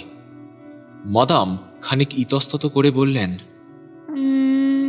হ্যাঁ, আমার তো তাই মনে হয়। আচ্ছা বেশ, এই কেসটা নিয়ে আমার কি মনে হয় তোমাদের বলি কেমন? একটা বিষয়ে আমি নিশ্চিত, 100% নিশ্চিত যে এই খুনের পরিকল্পনাটা আসলে করেছে মনিস্থলের বউ। পুরুষ মানুষ যদি 20টা অপরাধ করে না, জানবে তার মধ্যে অন্তত 15টা অপরাধ করতে তাদের উদ্বুদ্ধ করেছে ওই নারীরা। কারণ নারী পুরুষ উভয়ের মধ্যেই অপরাধ প্রবণতা থাকে। আর বাতিয়ালে সেই বাড়ির মালকিন মানে বাড়িওয়ালি তোমাদের কি বলেছে? সে তোমাদের বলেছে যে মনিস্থলের স্ত্রী অপরূপ সুন্দরী এবং একই সাথে উচ্চাশা সম্পন্না, অর্থলোভী এবং স্বামীকে ল্যাজে খেলানো একজন মহিলা। এবার এই অপরাধে এই মহিলা কিভাবে যুক্ত থাকতে পারে? এই মহিলার যতই উচ্চাশা থাকুক না কেন, তার স্বামীর কিন্তু আর্থিক সঙ্গতি ছিল না যে সে এগুলো পূরণ করবে। সংসারে আর্থিক টানাটানি, অতএব সে তার স্বামীকে পাঠালো তার কাকার কাছে কিছু টাকা পয়সা আদায়ের জন্য। কিন্তু ঘটনাচক্রে বৃদ্ধ তার ভাইপোকে একটা কানা করিও দিতে অস্বীকার করলেন এবং মহিলার সমস্ত স্বপ্ন ধূলিসাৎ হয়ে গেল। খুব স্বাভাবিকভাবেই কাকার প্রতি ওই ভদ্রমহিলার ঘৃণা জন্মালো। সে মনে মনে কি ভাবত, এই কিপটে বুড়োটা যদি মরত তাহলে আমাদের দিন ফিরত। কিন্তু শকুনের অভিশাপে তো আর গরু মরে না। বৃদ্ধ বহাল তবিয়াতে বেঁচে রইলেন এবং তার জীবন উপভোগ করতে লাগলেন। সুন্দরী মাদাম মনিস্ট্রল ভাবলেন, এই বুড়োটা কি 100 বছর বাঁচবে? ততদিনে তো আমাদের মুখের মাড়িতে একটাও দাঁতার অবশিষ্ট থাকবে না। বলা কি যায় বুড়োটা এতদিন বাঁচলো যে তাকেই আমাদের কবর দিতে হলো? না না, এ কি করে সম্ভব? আর এখান থেকেই খুনের পরিকল্পনার শুরু। প্রাকৃতিক নিয়মে যখন বুড়োর মরণ হচ্ছে না, তখন তাকে সরিয়ে দিতে হবে রাস্তা থেকে। মহিলা তার স্বামীর কানে প্রত্যহ প্রতি মুহূর্তে মন্ত্রণা ঢালতে লাগলেন, কিন্তু স্বামী তাতে রাজি হতে নারাজ। অগত্যা একদিন তিনি তার স্বামীর পকেটে জোর করে ছুরি গুজে দিলেন এবং অদূর ভবিষ্যতে সর্বশান্ত হওয়ার ভয় দেখালেন। চিৎকার চেঁচামেচি করলেন। মনিস্থল তার স্ত্রীর এরম হাহুতাশে এতটাই উন্মাদগ্রস্ত এবং রেগে গেল যে সে আগে পিছু কিছু চিন্তা না করে সোজা গিয়ে উপস্থিত হলো তার কাকার বাড়িতে। সেখানে গিয়ে সর্বনাশটি ঘটালো এবং একবারের জন্য ভাবল না যে এর জন্য কি ভয়ঙ্কর মূল্য তাকে দিতে হবে। ভদ্রমহিলা রীতিমতো উত্তেজিতভাবে তার বক্তব্য আমাদের শোনালেন। মেসিও মিশিনে মাথা নেড়ে বললেন, তোমার কথায় যুক্তি আছে ক্যারোলিন, ইটস লজিক্যাল এনাফ। হতে পারে মাদামের কথায় যুক্তি আছে, কিন্তু আমরা বাতিওলে যা দেখে এলাম কিংবা মনিস্ট্রলোর সাথে কথা বলে যা বুঝলাম, তার কি হবে? আমি খানিক অধৈর্য স্বরে বললাম, কিন্তু মাদাম, মনিস্ট্রল কি এতটাই বোকা যে তিনি তার নাম রক্ত দিয়ে মেঝের ওপর লিখে আসবেন? আপনিই বলুন। মাদাম মিশিনে অবাক দৃষ্টিতে আমার দিকে তাকিয়ে বললেন, বোকা? কে বোকা? মনিস্ট্রল? আমার কিন্তু তা একেবারেই মনে হয় না গোদের।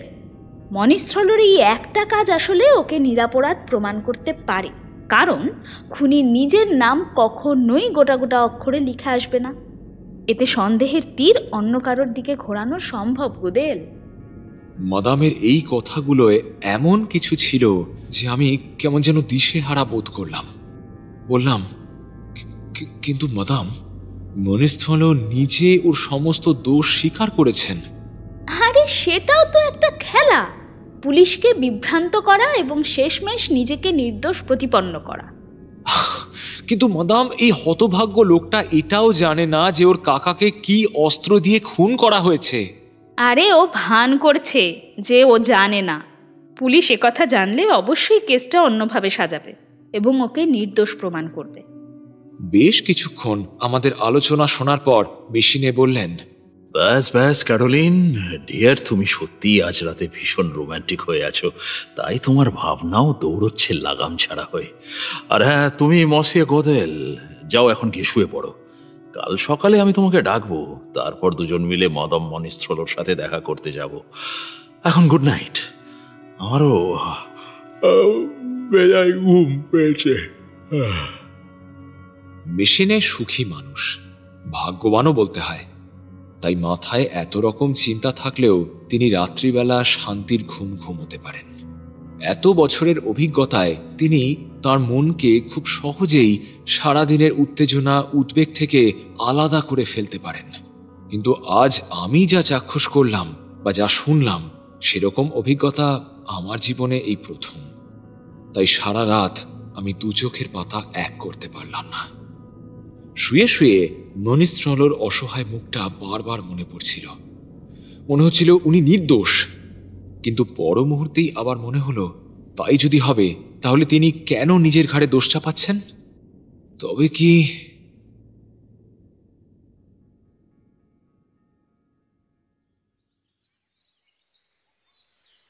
সকাল 9টা নাগাদ আমাকে স্বস্তি দিয়ে মেশিনে আমার দরজায় টোকা দিলেন। তিনি তার কথা রেখেছেন। আমি দরজা খুলতেই তিনি বললেন, চলো হে গোদেল, যাওয়া যাক। আমি আর এক মুহূর্তও সময় নষ্ট না করে মেশিনের সঙ্গ নিলাম। রাস্তায় পাশাপাশি হাঁটতে হাঁটতে মেশিনে আমাকে বললেন, আমার স্ত্রীর সঙ্গে কথা বলে তোমার কিরকম মনে হলো?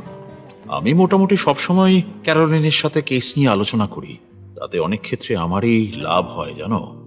এটা সত্যি ক্যারোলিন নিজের মতো করে কাহিনী বানিয়ে নেয়, কিন্তু কিন্তু আমি কল্পনা এবং প্র্যাকটিক্যাল পয়েন্টস এই দুয়ের ওপরেই মনোসংযোগ করি, এবং ওই দুটো যখন একে অপরের সাথে মিশে যায় তখন বুঝি এবার কেসটা সলভড হতে চলেছে।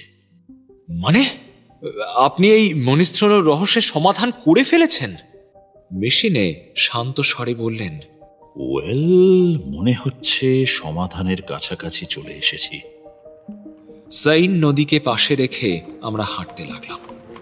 দিনের আলোয় শহরটাকে কত স্বচ্ছ দেখাচ্ছে। চারপাশে ব্যস্ত লোকজন, পথযাত্রী, ব্যবসায়ীদের আনাগোনা। অথচ আমার মনের অন্তরালে একটার পর একটা ভাবনা কেমন যেন আরো জট পাকিয়ে যাচ্ছে। এখন শুধু মাদাম মনিস্থলোর সাথে কথা বলা। এসব কথা ভাবতে ভাবতেই কখন যে আমরা রিউ ভিভিয়ানে পৌঁছে গেছি তা খেয়ালই করিনি।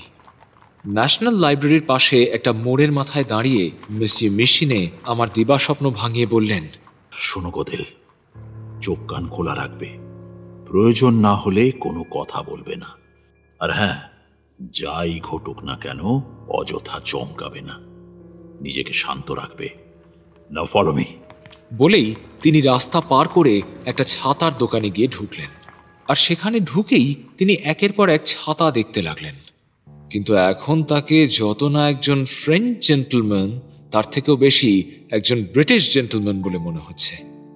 না কিছু ব্রিটিশ জেন্টলম্যানের মতোই তার কোনো ছাতাই মনে ধরছে না, অথচ মুখে তার মিষ্টি হাসি। সুমিষ্ট কথায় দোকানের ভদ্র মহিলাটিও বেশ বিগলিত। ছাতা কিনুন আর নাই কিনুন, ভদ্রলোকের সাথে কথা বলতে ভদ্রমহিলার বেশ লাগছে। কথায় কথায় বোঝা গেল বাতিওলের খুনের মামলাটা এখন এখানকার বর্তমান গসিপের একমাত্র বিষয়। দোকানি ভদ্রমহিলা মেসিও এবং মাদাম মনিস্থলো সম্পর্কে যা যা জানেন সবই উগরে দিলেন। দোকান থেকে বেরিয়ে আসার পর মেশিনে আমার দিকে চেয়ে হেসে বললেন, এটাও একটা আর্ট, বুঝলে ভাইয়া। কত ইনফরমেশন পেয়ে গেলাম বলতো। আমার প্রকৃত পরিচয় দিলে কিন্তু ভদ্রমহিলা এত কথা আমাকে বলতেন না, বরং সাজিয়ে গুছিয়ে ভেবে চিনতে বলার চেষ্টা করতেন। আমার এই প্রতিবেশীটি আরো 7-8টা দোকানে এই একই নাটক চালালেন। তথ্য মিলল বিস্তর। এইসব করেই প্রায় 2-3 ঘন্টা কেটে গেল কোথা দিয়ে যেন। সর্বশেষ জানা গেল রিউ ভিভিয়ানে মনিস্থলরা তাদের বিবাহের পর থেকেই আছেন। তাদের বিয়ে হয়েছে তাও প্রায় বছর 4 তো হয়েই গেল। সর্বোপরি মেসিও মনিস্থল সম্পর্কে সকলেই প্রায় একটা কথা বললেন। সবার একটাই মত, তার মতো মানুষ হয় না। তিনি সৎ, বুদ্ধিমান এবং শান্ত স্বভাবের মানুষ, কিন্তু তিনি তার ব্যবসাটা কিছুতেই দাঁড় করাতে পারলেন না। ভাগ্যদেবী কারোর কারোর প্রতি যেন একটু বেশি বিরাগ ভাজন হন। মনিস্থল যে খুনি এই কথা মানতে সকলে নারাজ। তাদের ধারণা পুলিশের কোথাও একটা মস্ত বড় ভুল হচ্ছে। মনিস্থল তার স্ত্রীকেও ভালোবাসতেন প্রাণের চেয়ে অধিক।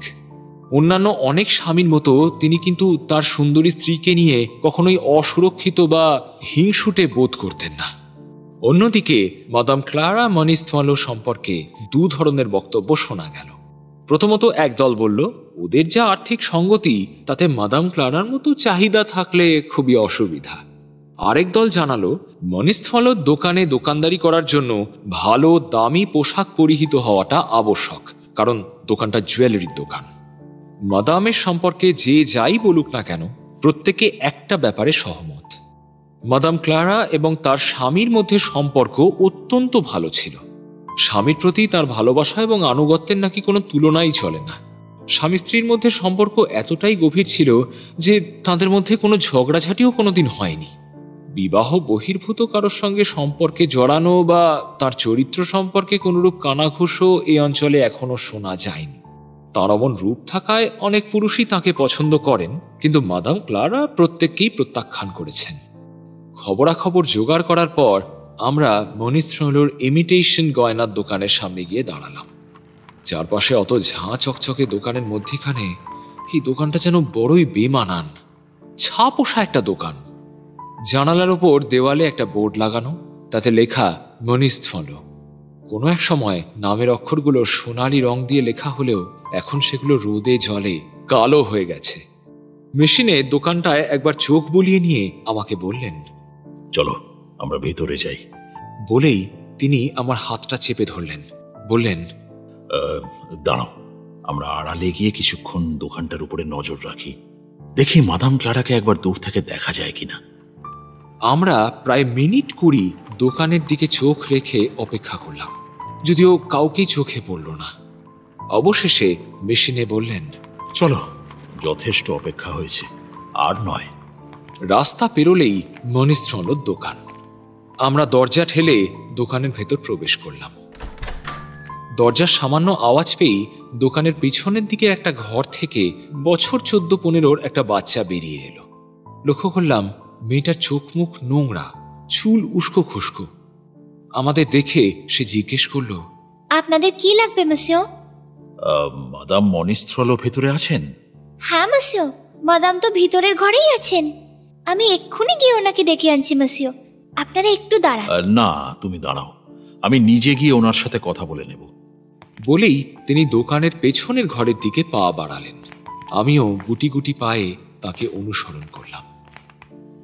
ঘরটা একটা ছোট্ট খুপড়ির মতো, এবং সেই ঘরই আবার ড্রয়িং রুম, ডাইনিং রুম আর বেডরুম হিসেবে ব্যবহার করা হয়। খাটের ওপর জামা কাপড় অগোছালোভাবে ছড়িয়ে রাখা, খাটের সামনে ময়লা দেখতে একটা পাপোশ। আপাত দৃষ্টিতে ঘরের দুর্দশা যতই হোক, তার মাঝেও কিন্তু কিছু বড় লোকই চালের ছোঁয়া চোখে পড়ে। দেখলাম জানালায় দামি ভারী পর্দা ঝুলছে। খাটের ওপর ছড়িয়ে থাকা বালিশগুলো সহজেই চোখ টানে। বালিশের কাভারগুলো দামি কাপড়ের তৈরি এবং তাতে অপূর্ব এমব্রয়ডারি করা। খাটের সামনে একটা ছোট্ট কার্পেটও পাতা আছে, তার উপরেও অপরূপ কারুকার্য করা। ঘরের চারপাশটায় চোখ বোলাতে গিয়ে এক জায়গায় এসে আমার দৃষ্টি স্থির হয়ে গেল।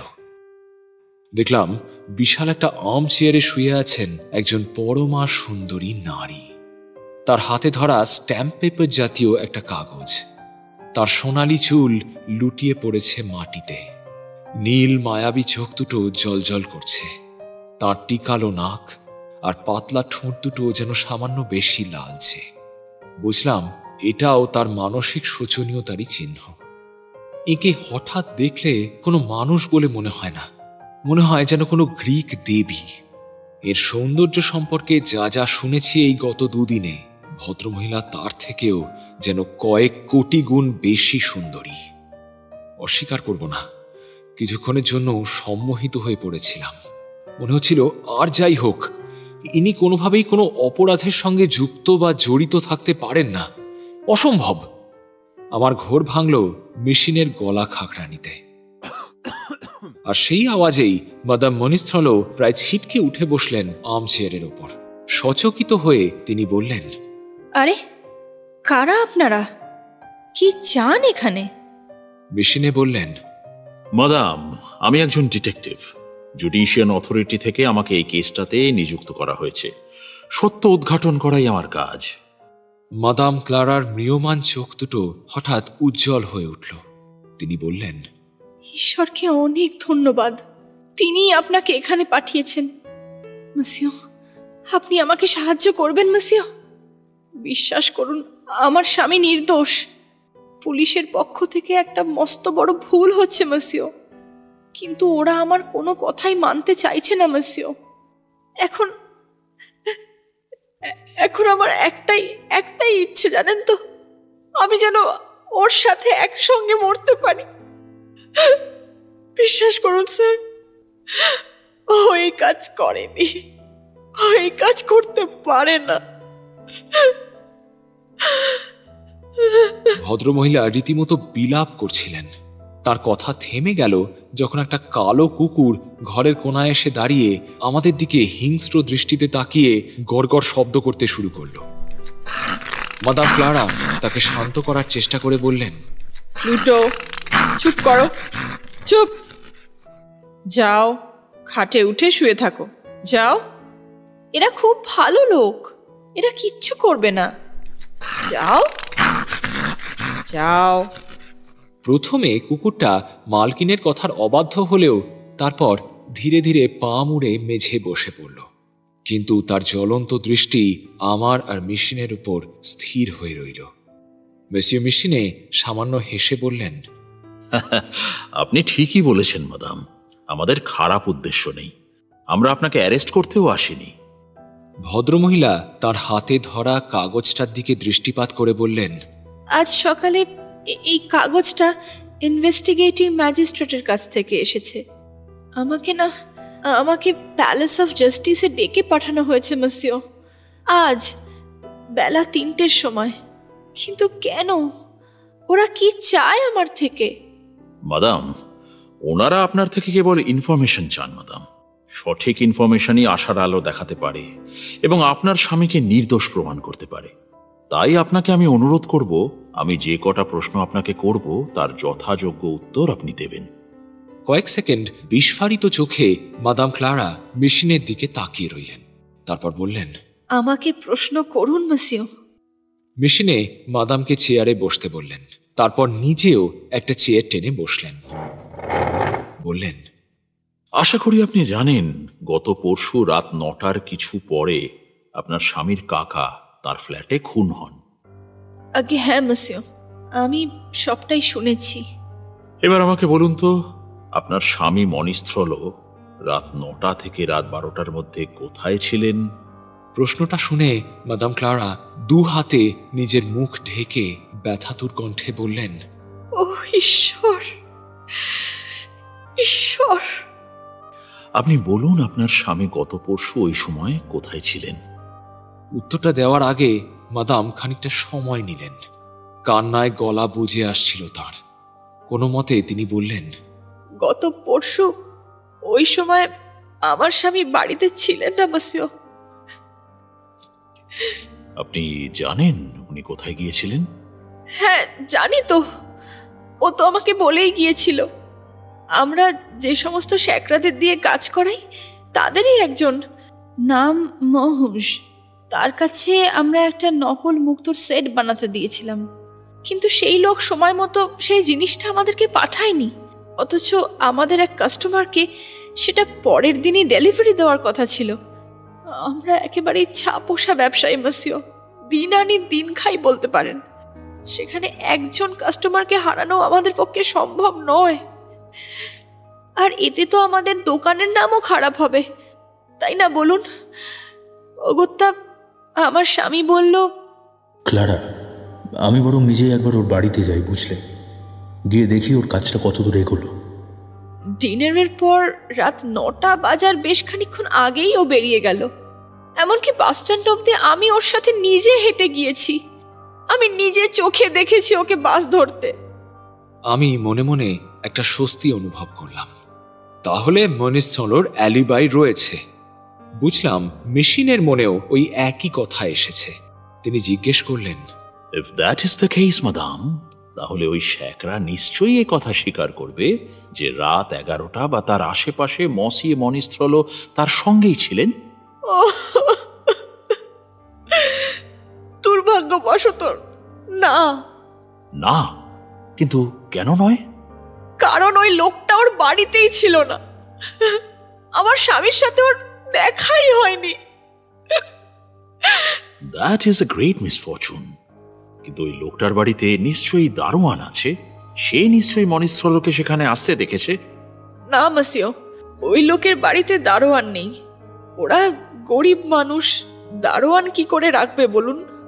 হয়তো ভদ্রমহিলার প্রত্যেকটা কথাই সত্যি, কিন্তু প্রমাণের যে বড় অভাব। আর প্রমাণের অভাবেই হয়তো এই নির্দোষ মনিস্থলকে কঠোরতম শাস্তি দেবে আদালত।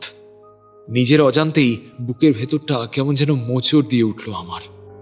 মেসিও মিশিনে বললেন, আপনার স্বামী সেদিন কখন বাড়ি ফিরেছিলেন?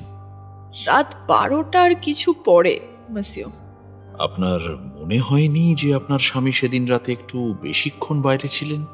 হ্যাঁ মসিও, এমনকি ওর সাথে এই ব্যাপারে আমি কথাও বলেছি।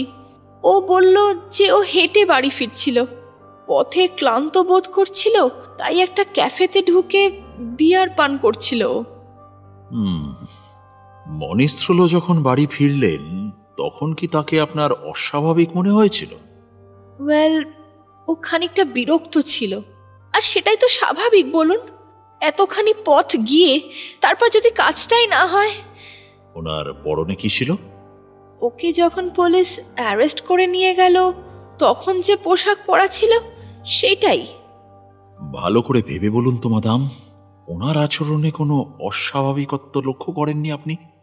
আগে না মসিও।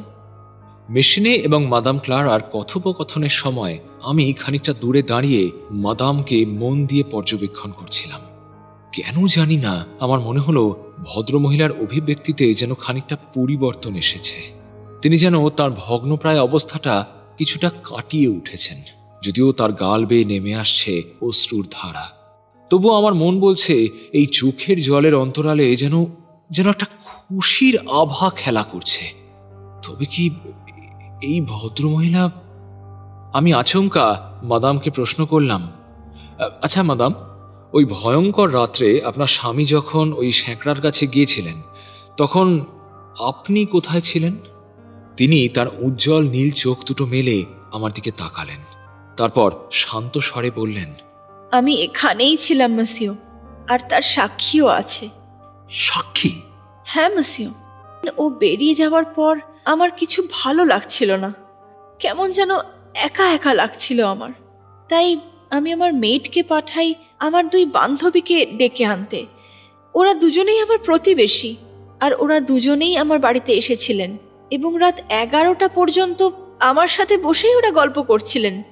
আপনারা চাইলেই খোঁজ নিতে পারেন মসিও, ওদের একজনের গ্লাভসের দোকান এই সামনেই। মেসিও মেশিনে বাঁকা হাসলেন, বললেন, আপনাকে কেউ সন্দেহ করেনি মাদাম। যেটা সম্ভব বলে আমরা ধরে নিচ্ছি সেটা হলো এই জঘন্য অপরাধটি করার আগে আপনার স্বামী কি আপনাকে কিছু বলেছিলেন? মানে কোনো রকম হিন্টস দিয়েছিলেন? ওহ মসিও, এসব কি বলছেন কি আপনি?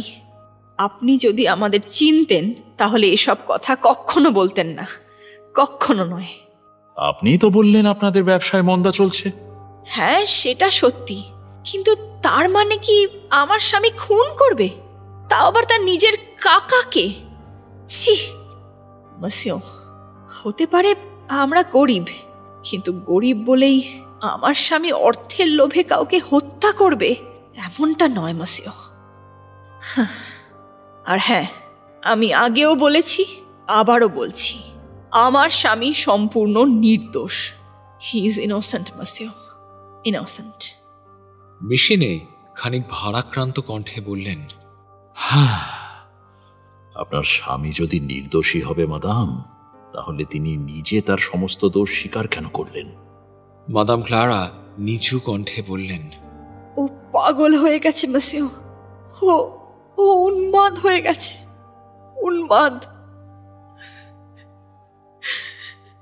মেশিনে আরো কিছুক্ষণ তার প্রশ্নোত্তর পর্ব চালানোর পর ওদের ঘর আর দোকানটা একটু ঘুরে দেখতে চাইলেন। মাদাম মেশিনে তল্লাশিতে কোনো বাধা সৃষ্টি না করে এক কথায় রাজি হয়ে গেলেন।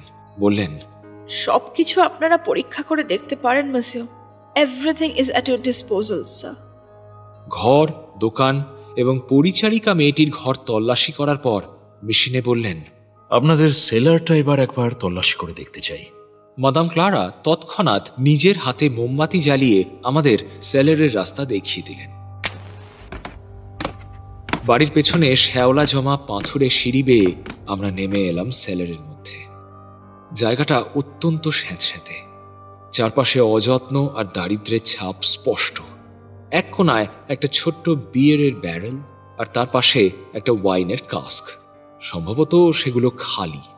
এছাড়া সেখানে রয়েছে 4-5টা দামি পানীয়ের বোতল এবং আরও কিছু খালি বোতল। মেশিনে এগিয়ে গিয়ে সেই সমস্ত বোতলগুলোর মুখে লাগানো কর্কগুলো খুলে পরীক্ষা করতে লাগলেন। খালি কিংবা ভর্তি কোনো বোতলের কর্কের রঙই বাতিওলে পাওয়া কর্কটার মতো সবুজ রঙের নয়, অর্থাৎ মনিস্থল যে নির্দোষ এটা সেই দিকেই নির্দেশ করে। আর যাই হোক, তিনি এখান থেকে কর্ক নিয়ে তাতে খুনের অস্ত্র ভরে নিয়ে যাননি। মেশিনে মৃদু হাসলেন, তারপর অত্যন্ত স্বাভাবিক কণ্ঠে বললেন, না, কিছু পেলাম না, কিচ্ছু না।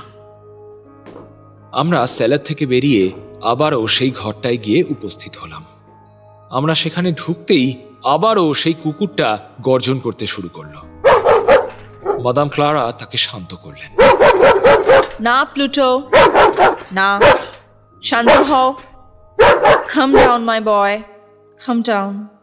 তারপর আমাদের দিকে ফিরে তিনি বললেন, আসলে ও তো ওয়াচডগ, তাই অচেনা লোক দেখলেই এরকম করে মাসিও। বুঝতেই তো পারছেন, আমাদের জুয়েলারির দোকান, তাই চুরির ভয়টা সবসময় থাকে আর কি। কুকুরটা শান্ত হয়ে যেতেই আমি তাকে মৃদু আদরের স্বরে ডাকলাম, প্লুটো, প্লুটো, আয় আয় আয় আয় আয়, কাছে আয়। লাভ নেই, ওকে ডেকে কোনো লাভ নেই মাসিও। ও আপনার কথা শুনবে না। ও ভীষণই বিশ্বস্ত কুকুর মাসিও। ও কেবল মাত্র ওর মাস্টার আর আমার কথা শোনে। মাদাম ক্লারার এই মন্তব্য বা উক্তি অত্যন্ত স্বাভাবিক এবং এই কেসের ক্ষেত্রে হয়তো তাৎপর্যহীন, কিন্তু আমার মনে কথাটা শুনেই কোথায় যেন একটা খটকা লাগলো। কোনো রকম দ্বিতীয় চিন্তা না করেই আমি জিজ্ঞেস করলাম, আচ্ছা মাদাম, যেদিন রাতে খুন হলো সেই রাতে আপনাদের এই বিশ্বস্ত কুকুরটা কোথায় ছিল? হ্যাঁ? কথাটা শুনে মাদাম ক্লারা এতটাই চমকে উঠলেন যে আরেকটু হলেই তার হাত থেকে মোমবাতিটা পড়ে যাচ্ছিল। তিনি আমতা আমতা করে বললেন, আমি জানি না মাসিও, মানে আমার ঠিক মনে পড়ছে না আসলে। হয়তো আপনার স্বামীকে অনুসরণ করে গিয়েছিল। হ্যাঁ মাসিও, আপনি একদম ঠিকই বলেছেন, এখন একটু একটু মনে পড়ছে। হ্যাঁ, ঠিকই, ও গিয়েছিল মনে হয়। ঠিক। তাহলে আপনি ওকে বাসে ট্রামে উঠেও ফলো করতে ট্রেন করেছেন, কি বলুন? মানে আপনি তো বললেন যে আপনি আপনার স্বামীকে দেখেছেন বাসে উঠতে। মাদাম ক্লারা কোনো জবাব দেওয়ার আগেই মেশিনে আমাকে থামিয়ে দিলেন। তারপর মাদামকে স্বাভাবিক করার জন্য যা যা বলা যায় সেই সমস্ত কথা বললেন। তাকে এটাও মনে করিয়ে দিলেন যে আদালত থেকে যখন তাকে ডেকে পাঠানো হয়েছে তখন সেখানে তার সময় মতো পৌঁছানো উচিত। আমরা মাদাম ক্লারার কাছ থেকে বিদায় নিয়ে বেরিয়ে এলাম। রাস্তায় এসেই তিনি আমাকে রীতিমতো ধমকে উঠলেন। বললেন, তোমার কি মাথা খারাপ হয়ে গেছে? মুখ বেজার করে বললাম, আপনি শুধু শুধু আমার ওপর চড়ছেন মেসিয়ে। আমি তো যথেষ্ট বুদ্ধিমানের মতোই প্রশ্ন করলাম। মনস্থলের কুকুরটাই তো এই কেসে আলোকপাত করতে পারে। আমার এমন অবস্থা দেখে মেশিনে হেসে ফেললেন। তারপর পিতৃসুলভ কণ্ঠে বললেন, আরে বাবা, আমি জানি তুমি একেবারে সঠিক প্রশ্ন করেছো, কিন্তু ওরকম হুটপাট করে সবকিছু জিজ্ঞাসা করতে নেই, বুঝলে? মাদাম মনিস্ট্রল যদি তোমার উপর এতটুকুও সন্দেহ করেন, তখন কি বলা যায়, হয়তো ওই নির্দোষ কুকুরটা হয় বেঘরে প্রাণ হারাবে কিংবা হঠাৎ কোথাও উধাও হয়ে যাবে। সেটা কি আদৌ ভালো হবে? সারা সকাল দৌড়ঝাঁপে আমার আর আমার প্রতিবেশী ভদ্রলোকের বেজায় খিদে পেয়েছিল। ওই অঞ্চলেই একটা রেস্তোরাঁতে ঢুকে আমরা খেতে বসলাম। ঘটনাক্রম যাচাই করে দেখলে বারবারই মনে হচ্ছিল মনিস্থল নির্দোষ, যদিও এই মুহূর্তে আরও কতগুলো ব্যাপার বিবেচনা করে দেখার দরকার। মাদাম মনিস্থল সেদিন রাতে সত্যি এই এলাকা ছেড়ে অন্য কোথাও যাননি এবং তার একাধিক সাক্ষী রয়েছে। তাহলে খুনি কে? খুনি এমন একজন মানুষ যাকে প্লুটো মান্য করে। তার মনিব এবং মালকিন ছাড়া আর কে থাকতে পারে যাকে প্লুটো মান্য করে? অর্থাৎ অবশ্যই এখানে একজন তৃতীয় ব্যক্তির উপস্থিতি আছে যাকে প্লুটো খুব ভালো করে চেনে এবং পছন্দ করে। এবার এই ব্যক্তিকে হয়তো আমরা চিনি কিংবা চিনি না। সে কি মেসি মনিস্থলর কোন শত্রু? বন্ধুত্বের মুখোশের আড়ালে লুকিয়ে থাকা কোনো শত্রু যে মনিস্থনকে এভাবে ফাঁসাতে চায়। সম্ভবত ছদ্মবেশী এই বন্ধুটিকে খুব ভালো করেই চেনেন মাদাম ক্লারা, কিন্তু তার নাম তিনি প্রকাশ করতে চান না, এবং এই নাম প্রকাশে এতটাই গোপনীয়তা যে তিনি অনায়াসে তাঁর নিরপরাধ স্বামীকে মৃত্যুর মুখে ঠেলে দিতে পারেন। তবে কি মাদাম মেশিনের কথাগুলোই সত্যি? সুন্দরী মাদাম ক্লারার বিবাহ বহির্ভূত অন্য কোনো সম্পর্ক আছে, এবং সেই প্রেমিকই কি বান্তিওলের বৃদ্ধকে খুন করেছে? আলোচনার মাঝে আমি মিশিনেকে বললাম, মিশিনে, এই খুনিটিকে ধরা কিন্তু বেশ সহজ। আমার ধারণা মাদাম ক্লারা এবং তার প্রেমিক এরা দুজনে মিলে যে অপরাধ করেছেন, তারপর নিশ্চয়ই বেশ কিছুদিন এরা দেখা সাক্ষাৎ করবেন না। চারপাশ একটু শান্ত হয়ে এলে, ব্যাপারটা একটু থিতু হয়ে এলে তারা আবার দেখা করবেন। অন্তত খুনি লোকটা তো নিঃসন্দেহে এখন চুপচাপ থাকবেই এবং এই চৌহদ্দিতে পাও রাখবে না। কিন্তু সমস্ত ইন্টারোগেশন শেষ হয়ে গেছে ভেবে মাদাম ক্লারা অস্থির হয়ে উঠবেন তার প্রেমিকের সঙ্গে দেখা করার জন্য। আমার ধারণা তিনি নিজে যাবেন এই উক্ত ব্যক্তির কাছে। তাই আমি বলছিলাম কি, আপনি আপনার কোনো সেনাতকে যদি এই কাজে নিযুক্ত করেন, যিনি মাদাম ক্লারার গতিবিধির ওপর 24 ঘন্টা নজর রাখবেন, আমার ধারণা এতে কিন্তু 2-3 দিনের মধ্যেই আসল অপরাধী ধরা পড়ে যেতে পারে। মেশিনে আমার কথা শুনে কিসব যেন বিড়বিড় করছিলেন। তিনি বললেন, না হে, এত সময় আমাদের হাতে নেই। এতে পাখি আমাদের হাত থেকে ফসকে যেতে পারে। লোহা গরম থাকতে থাকতেই আমাদের আঘাত হানতে হবে। যদিও তোমার বুদ্ধির প্রশংসা না করে পারছি না, গোয়েন্দাগিরিকে পেশা করলেও তুমি সফল হবে ভায়া। যাই হোক, এক্ষেত্রে তো আমিই আছি। শোনো, আমার কথা মন দিয়ে শোনো। সবসময় সোজা উপায়ে অপরাধীকে ধরা যায় না, বুঝলে? তার জন্য কিছু বিকল্প পন্থা অবলম্বন করতে হয়। বুঝলাম না। বুঝবে, যথা সময় সব বুঝবে। হাজার অনুনয় পীড়াপিড়ির পরও মেশিনে আমাকে আর বিশেষ কিছুই বললেন না, কেবল একটা কথাই বললেন, আর ঘণ্টাখানেকের মধ্যেই মাদাম ক্লারা দোকান থেকে বেরিয়ে যাবেন। দুপুর 3টের সময় তাকে আদালতে দেখা করতে বলা হয়েছে। উনি বেরিয়ে গেলে তারপর আমাদের কাজ শুরু হবে। মেশিনে আমাকে একটা ক্যাফেতে নিয়ে এলেন। সেখানে আমাকে জোর করে ডমিনোস খেলতে রাজি করালেন। বলাই বাহুল্য, আমি তাতে গোহারা হেরে গেলাম, কারণ আমার মাথায় তখন হাজারো চিন্তার স্রোত। খেলায় মন দেওয়ার মতো কোনো অবস্থাই নেই। বেলা 2টো বাজতেই হঠাৎ মেশিনে বলে উঠলেন, চলো হে, কাজে যাওয়া যাক এবার। আমরা আবারও মনিস্থলের বাড়ির উল্টো দিকের ফুটপাতে একটা জায়গায় গা ঢাকা দিয়ে দাঁড়ালাম। আমাদের নজর রইল মনিস্থলের বাড়ি তথা দোকানের ওপর। মিনিট খানেক অপেক্ষা করার পর দেখলাম মাদাম ক্লারা একেবারে বৈধব্যের সাজে কালো পোশাক পরে স্বচ্ছ কালো কাপড়ে মুখ ঢেকে দোকান থেকে বেরিয়ে এলেন। মেশিনে দাঁতে দাঁত চেপে বললেন, ভদ্রমহিলা অত্যন্ত চালাক। ম্যাজিস্ট্রেটের সিম্প্যাথি আদায়ের জন্য এমন সাজ পোশাক করেছেন। ভদ্রমহিলা রাস্তায় নেমে দ্রুত হেঁটে আমাদের চোখের আড়ালে চলে গেলেন। আমরা আরো কিছুক্ষণ ওই একই জায়গায় দাঁড়িয়ে রইলাম। দেখলাম পরিচারিকা মেয়েটি দোকানের ভেতর এখন একাই আছে। বাইরে থেকে খেয়াল করলাম মেয়েটা মালকিনের চিনির বয়াম থেকে চিনি চুরি করে খাচ্ছে। এই সময় আমি আর মেশিনে দোকানের দরজা খুলে আচমকা দ্রুত বেগে ভেতরে ঢুকলাম। আমাদের দেখতে পেয়ে মেয়েটা রীতিমতো ভ্যাবাচাকা খেয়ে দাঁড়িয়ে রইল। তার চাহনি দেখে বুঝলাম সে আমাদের চিনতে পেরেছে। মেয়েটি কিছু বলার আগেই মেশিনে রূঢ় স্বরে বললেন, মাদাম মনিস্থল কোথায়? মাদাম তো বাড়িতে নেই মাসিও। উনি তো এই কিছুক্ষণ আগে বেরিয়ে গেলেন। বেরিয়ে গেলেন মানে? এটা হতে পারে না। তুমি নিশ্চয়ই আমাকে মিথ্যে কথা বলছো। মাদাম অবশ্যই এখন এখানেই আছেন, ওনার ঘরে। না মাসিও, উনি ঘরে নেই। বিশ্বাস করুন, আমার কথা আপনার বিশ্বাস না হলে আপনি নিজেই গিয়ে একবার দেখে নিন না। মেশিনে আশাহত হওয়ার ভান করে মাথা চাপড়ালেন। তারপর বললেন, কি মুশকিল হলো? মাদাম ক্লারা ভীষণ খারাপ ভাববেন। মেয়েটি হাঁ করে মেশিনের মুখের দিকে চেয়ে রইল। সে কিছুই বুঝতে পারছে না। মেশিনে বলে চললেন, হয়তো তুমি আমাকে সাহায্য করতে পারবে। তুমি হয়তো আমাকে বলতে পারবে আমি যা জানতে চাই। মাই গুড গার্ল, আমার এখানে ফিরে আসার কারণটা হলো আমি একটা ঠিকানা হারিয়ে ফেলেছি। ঠিকানাটা তোমার মালকিন আমাকে দিয়েছিলেন, সেখানে আমাকে একবার যেতে হবে। তুমি কি সেই ঠিকানাটা আমাকে বলতে পারবে? কার ঠিকানা মসিও? কি যেন নামটা, তুমি চেনো, তুমি ওনাকে চেনো, কি যেন মসিও মসিও তুস, নামটাও মনে পড়ছে না এখন।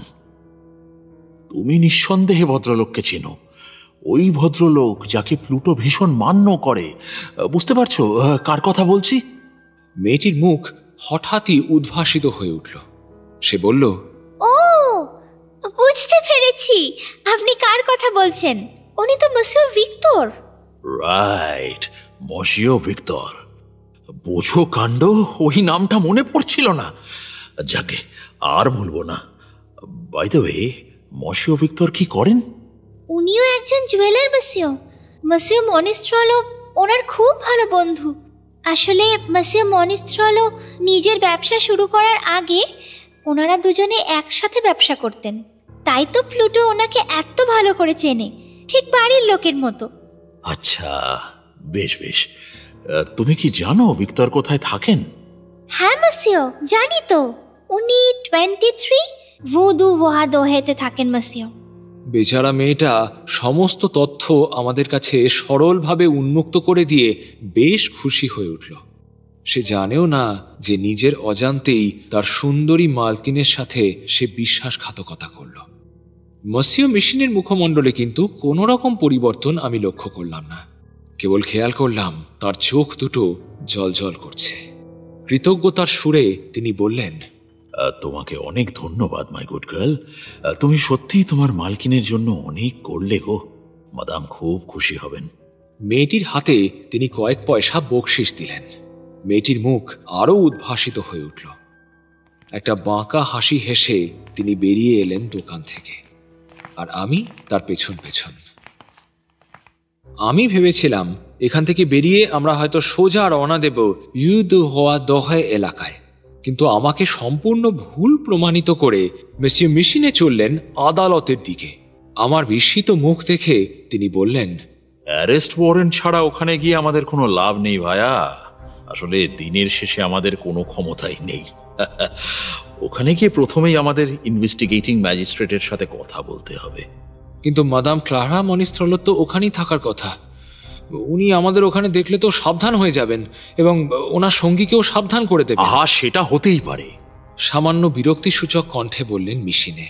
তারপর রীতিমতো অধৈর্য কণ্ঠে বললেন, এই ফর্মালিটিস পূর্ণ করার ধাক্কায় কালপ্রিটটা যখন তখন পালিয়ে যেতে পারে। বাতিওল কেসের ইনভেস্টিগেটিং ম্যাজিস্ট্রেট এই মুহূর্তে কালো পোশাক পরিহিতা ভদ্রমহিলার সাথে কথোপকথনে ব্যস্ত, এমন কথাই জানালো অ্যাটেন্ডেন্ট। মেশিনে সময় অপচয় না করে একটা চিরকুটে তার বক্তব্য লিখে অ্যাটেন্ডেন্ট ছেলেটির হাতে দিয়ে বললেন, এটা নিয়ে এক্ষুনি তুমি ম্যাজিস্ট্রেটের কাছে যাও, তাকে বলো ব্যাপারটা ভীষণ আর্জেন্ট। ছেলেটি কাগজ হাতে নিয়ে ম্যাজিস্ট্রেটের চেম্বারের দিকে দৌড় দিল। চিরকুট পেয়ে ম্যাজিস্ট্রেট তাঁর চেম্বার থেকে প্রায় হুড়মুড়িয়ে বেরিয়ে এলেন। বললেন, কি ব্যাপার মেশিনে, এসবের মানে কি? মেসিও মেশিনে তাকে সবকিছু খুলে বলার পরও ম্যাজিস্ট্রেটের মুখে একই কথা। আরে মনিস্ট্রল তো নিজের মুখেই স্বীকার করেছে যে ওই খুনি। আরও বেশ অনেকক্ষণ ধরে তাকে একই কথা পাখি পড়ার মতো বোঝানোর পর তিনি একটা অ্যারেস্ট ওয়ারেন্ট লিখে দিলেন মেসিও ভিক্টরের নামে। আমরা সেটা হাতে পেয়ে ঝড়ের বেগে ছুটলাম ইউদু হওয়া দোহে এলাকার উদ্দেশ্যে। 15-20 মিনিটের মধ্যেই আমরা জনবহুল ঘিঞ্জি সেই এলাকায় পৌঁছে গেলাম। মাহে একটা শিল্পনগরী। রাস্তার জনসমুদ্র কাটিয়ে আমরা 23 নম্বর বাড়ির দিকে এগিয়ে চললাম। বাড়িতে পৌঁছে দারোয়ানকে জিজ্ঞেস করতেই সে আমাদের বলল ভিক্টর থাকেন 4 তলায়। সিঁড়ি দিয়ে উঠে ডান হাতে ওর ঘর। সাথে সে এও জানালো যে মসিও ভিক্টর এখন বাড়িতেই আছেন। আমরা সিঁড়ি দিয়ে উপরে উঠতে শুরু করেছি, ঠিক এমন সময় মেসিও মেশিনে থমকে দাঁড়ালেন। তারপর দারোয়ানকে জিজ্ঞেস করলেন, আমার পুরনো বন্ধু মসিও ভিক্টরকে একটা ওয়াইন গিফট করতে চাই। আপনি কি বলতে পারবেন ও আশেপাশের কোন দোকান থেকে ওয়াইন কেনে? উত্তর মিলল তৎক্ষণাৎ। আমরা আবারও বাড়ি থেকে বেরিয়ে এসে পাশের ওয়াইন শপে ঢুকলাম। মেসিও মেশিনে বললেন, একটা ওয়াইনের বোতল দেবেন প্লিজ, সামথিং গুড। আরে সেই ওয়াইনটা যেটাতে সবুজ রঙের কর্কের ছিপি লাগানো থাকে। আমি এতক্ষণে বুঝলাম মেশিনে ঠিক কি করতে চাইছেন। ওয়াইনের বোতলটা হাতে আসতেই দেখলাম এই কর্ক হুবহু ওই বৃদ্ধের বেডরুমে পাওয়া সবুজ কর্কটার মতোই, যে কর্কের মধ্যে খুনের অস্ত্র ভরে ভিক্টর বাতিওলে উপস্থিত হয়েছিল। ওয়াইন কিনে আমরা আবারও হাজির হলাম 23 নম্বর বাড়ির 4 তলায়। দরজায় টোকা দিতেই ভেতর থেকে একটা পাতলা গলা ভেসে এলো। আমরা সন্তর্পণে দরজা খুলে ভেতরে ঢুকলাম।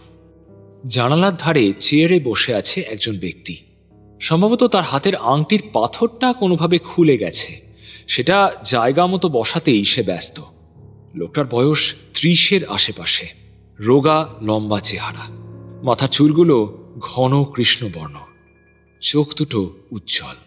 আমাদের আকস্মিক আগমনে লোকটা কিন্তু মোটেই বিচলিত হলো না। শান্ত স্বরে এসে বলল, বলুন, কি চান আপনারা জেন্টলম্যান? মেশিনের চোয়াল শক্ত হলো। গুরুগম্ভীর স্বরে তিনি বললেন, in the name of law I arrest you.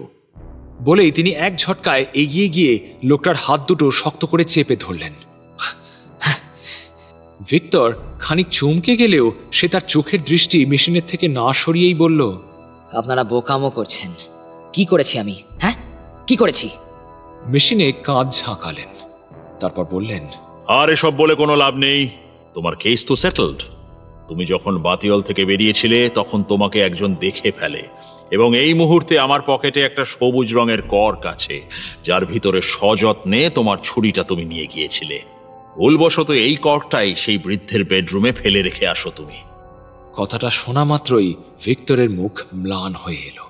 সে মেশিনের শক্ত বাহুবন্ধন ছাড়িয়ে ছিটকে পড়ল সামনের একটা টেবিলের উপর। তারপর কোনো রকমে বলল, আমি নির্দোষ, আমি নির্দোষ, আমি সম্পূর্ণ নির্দোষ। তোমার যা বলার তুমি ম্যাজিস্ট্রেটকে বলো। আমার বিশ্বাস তিনি তোমার একটা কথাও বিশ্বাস করবেন না, কারণ তোমার সহযোগিনী মাদাম মনিস্ট্রল সবকিছু স্বীকার করেছেন। এই কথা শুনে ভিক্টর পাথরের মতো স্থির হয়ে গেল। তার 2 চোখ বিস্ফারিত। কয়েক সেকেন্ড পর উঠে দাঁড়িয়ে কম্পিত কণ্ঠে সে বলল, এটা অসম্ভব, এটা অসম্ভব। ক্লারা এই সম্পর্কে কিচ্ছু জানে না, কিচ্ছু না, ক্লারা কিচ্ছু জানে না, এটা অসম্ভব। আচ্ছা, তাহলে প্ল্যান এবং কাজ সবটাই তোমার একার, তাই তো? বেশ। ভিক্টর স্তম্ভিত, তার চোখে মুখে ভয় এবং বিস্ময়ের অভিব্যক্তি। ভালো করে তার দিকে তাকালে মনে হয় তার মুখে যেন আরও একটা অভিব্যক্তি লুকিয়ে আছে, কোনো কাছের মানুষের কাছ থেকে বিশ্বাসঘাতকতা পাওয়ার যন্ত্রণা। মেশিনে আমার দিকে ফিরে বললেন, গোদেল, ওই চেস্ট অফ ড্রয়ার্সটা সার্চ করো তো। ওখানে একটা ছুরি, প্রেমপত্র এবং বেশ কিছু ছবি খুঁজে পাবে বলে আমার ধারণা। কুইক! ড্রয়ার খুলে অবাক হয়ে আমি দেখলাম সত্যি ড্রয়ারের মধ্যে ছুরি, প্রেমপত্র এবং কিছু ছবি রয়েছে। ছুরিটা অবশ্যই সেই খুনের অস্ত্র, প্রেমপত্রগুলো মাদাম ক্লারা মনিস্ট্রলকে লেখা, আর মাদামেরই কয়েকটা ছবি।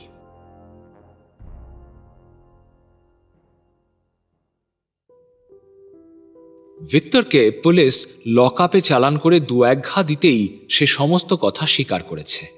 সে জানিয়েছে মনিস্ট্রলের সাথে বহু বছরের বন্ধুত্বের সুবাদে সে তার কাকা মেসিয়া অতেনর পিগহকে বহুদিন ধরেই চিনত। অসহায় বৃদ্ধকে খুন করার একটা মাত্রই উদ্দেশ্য ছিল তার, বন্ধু মনিস্ট্রলকে খুনের অভিযোগে ফাঁসিয়ে তাকে চরমতম শাস্তি দেওয়া। তাই সে মনিস্ট্রল ছদ্মবেশে তার কুকুরটাকে সঙ্গে নিয়ে গিয়ে বৃদ্ধকে খুন করে এবং বৃদ্ধ মারা যাওয়ার পর তার আঙুলের রক্ত লাগিয়ে মেঝেতে মনিস কথাটা লিখে দিয়ে আসে। আদালতে ট্রায়ালের সময় ভিক্টরের মধ্যে কোনো অনুতাপ দেখা যায়নি, বরং সে বলেছে, এই কাজে যদি আমি সফল হতাম তাহলে 1 ঢিলে 2 পাখি মরত। এক, আমার শত্রু, আমার পথের একমাত্র কাঁটা, ওই বোকা ইডিয়েট মনিস্ট্রলটার গিলোটিনে গলাটা কাটা যেত, আর অন্যদিকে ওর সুন্দরী বউটা আর ওর সমস্ত সম্পত্তি আমার হতো, আমার, শুধুমাত্র আমার। আমি আমার ভালোবাসার মানুষটাকে পেতাম। তখন তাকে মেশিনে তার অন্যতম ভুলটা ধরিয়ে দিয়ে বলেন, কি জানো তো, নো ওয়ান ইজ পারফেক্ট। শেষ মুহূর্তে তুমি একটা বাজে ভুল করে ফেললে। বৃদ্ধের বাঁ হাতের আঙুল দিয়ে মনেস লিখলে। ভিক্টর কথাটা শুনেই চেয়ার ছেড়ে ছিটকে উঠে দাঁড়ালো। তারপর মুখে বিরক্তিসূচক শব্দ করে বলল,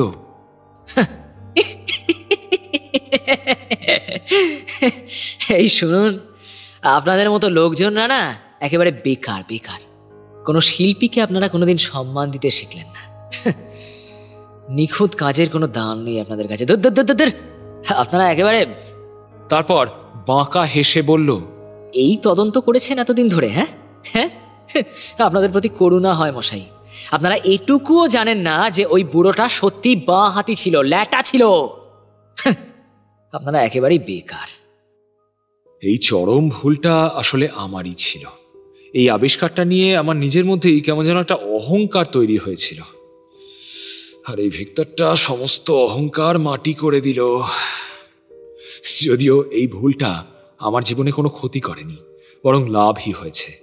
এর থেকে আমি শিক্ষা পেয়েছি যে হঠাৎ করে কোনো সিদ্ধান্তে উপনীত হওয়া উচিত নয়, এবং পরবর্তীকালে আমার গোয়েন্দা হয়ে ওঠায় এই শিক্ষার প্রভূত অবদান রয়েছে।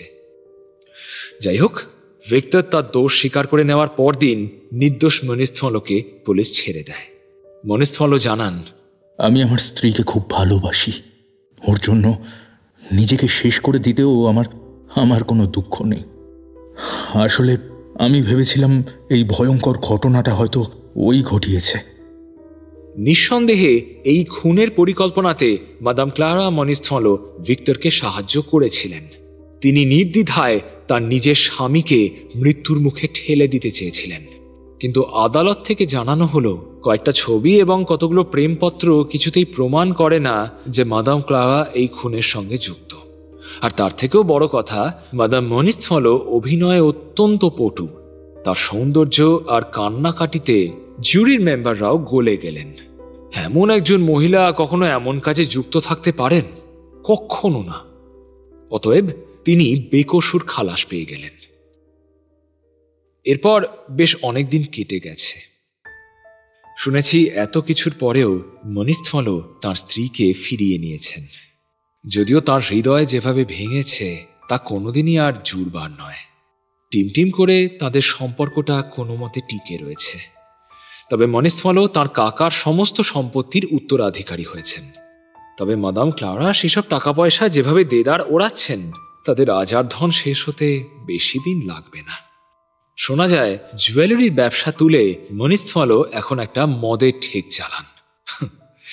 সেই ঠেকের দুর্নামও আছে বিস্তর। কয়েকজন ধনী মদ্যপ ব্যক্তি সেই ঠেকে মাঝে মাঝেই হানা দেন। মাদাম ক্লারা তাদের সাথে ফ্লার্ট করেন, হাসি মশকরা করেন।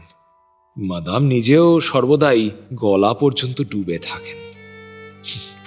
তার রূপও ধীরে ধীরে ফ্যাকাশে হয়ে এসেছে। তার অমন মিষ্টি গলার স্বর এখন ফ্যাসফ্যাসে আর ঝোঁকরুটে শোনায়। মদ্যপ অবস্থায় তিনি নাকি তার দুর্বলচিত্ত স্বামীকে মাঝে মধ্যে প্রহারও করেন। বোঝাই যায় মেসিও এবং মাদাম মনিস্থল জীবন ক্রমশ এক গহন অন্ধকারে হারিয়ে যাচ্ছে।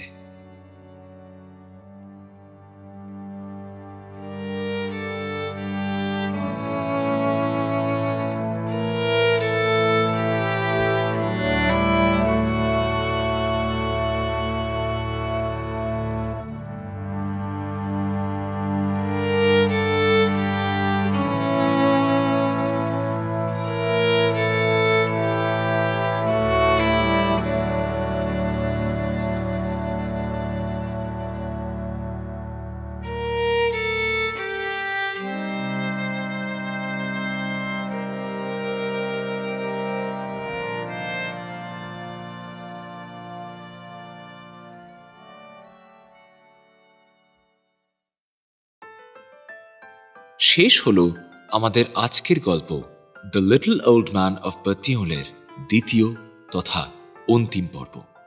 গল্প রচনায় এমএল গাবোরিও, গল্পের অনুবাদ স্বাগতা সাহা ভৌমিক, গল্পের পরিচালনা, প্রোডাকশন ও সাউন্ড ডিজাইন আমি শীর্ষেন্দু ভৌমিক, সহ পরিচালনা এবং সহযোগিতায় Swagata Saha Bhowmick, poster design divine comedy.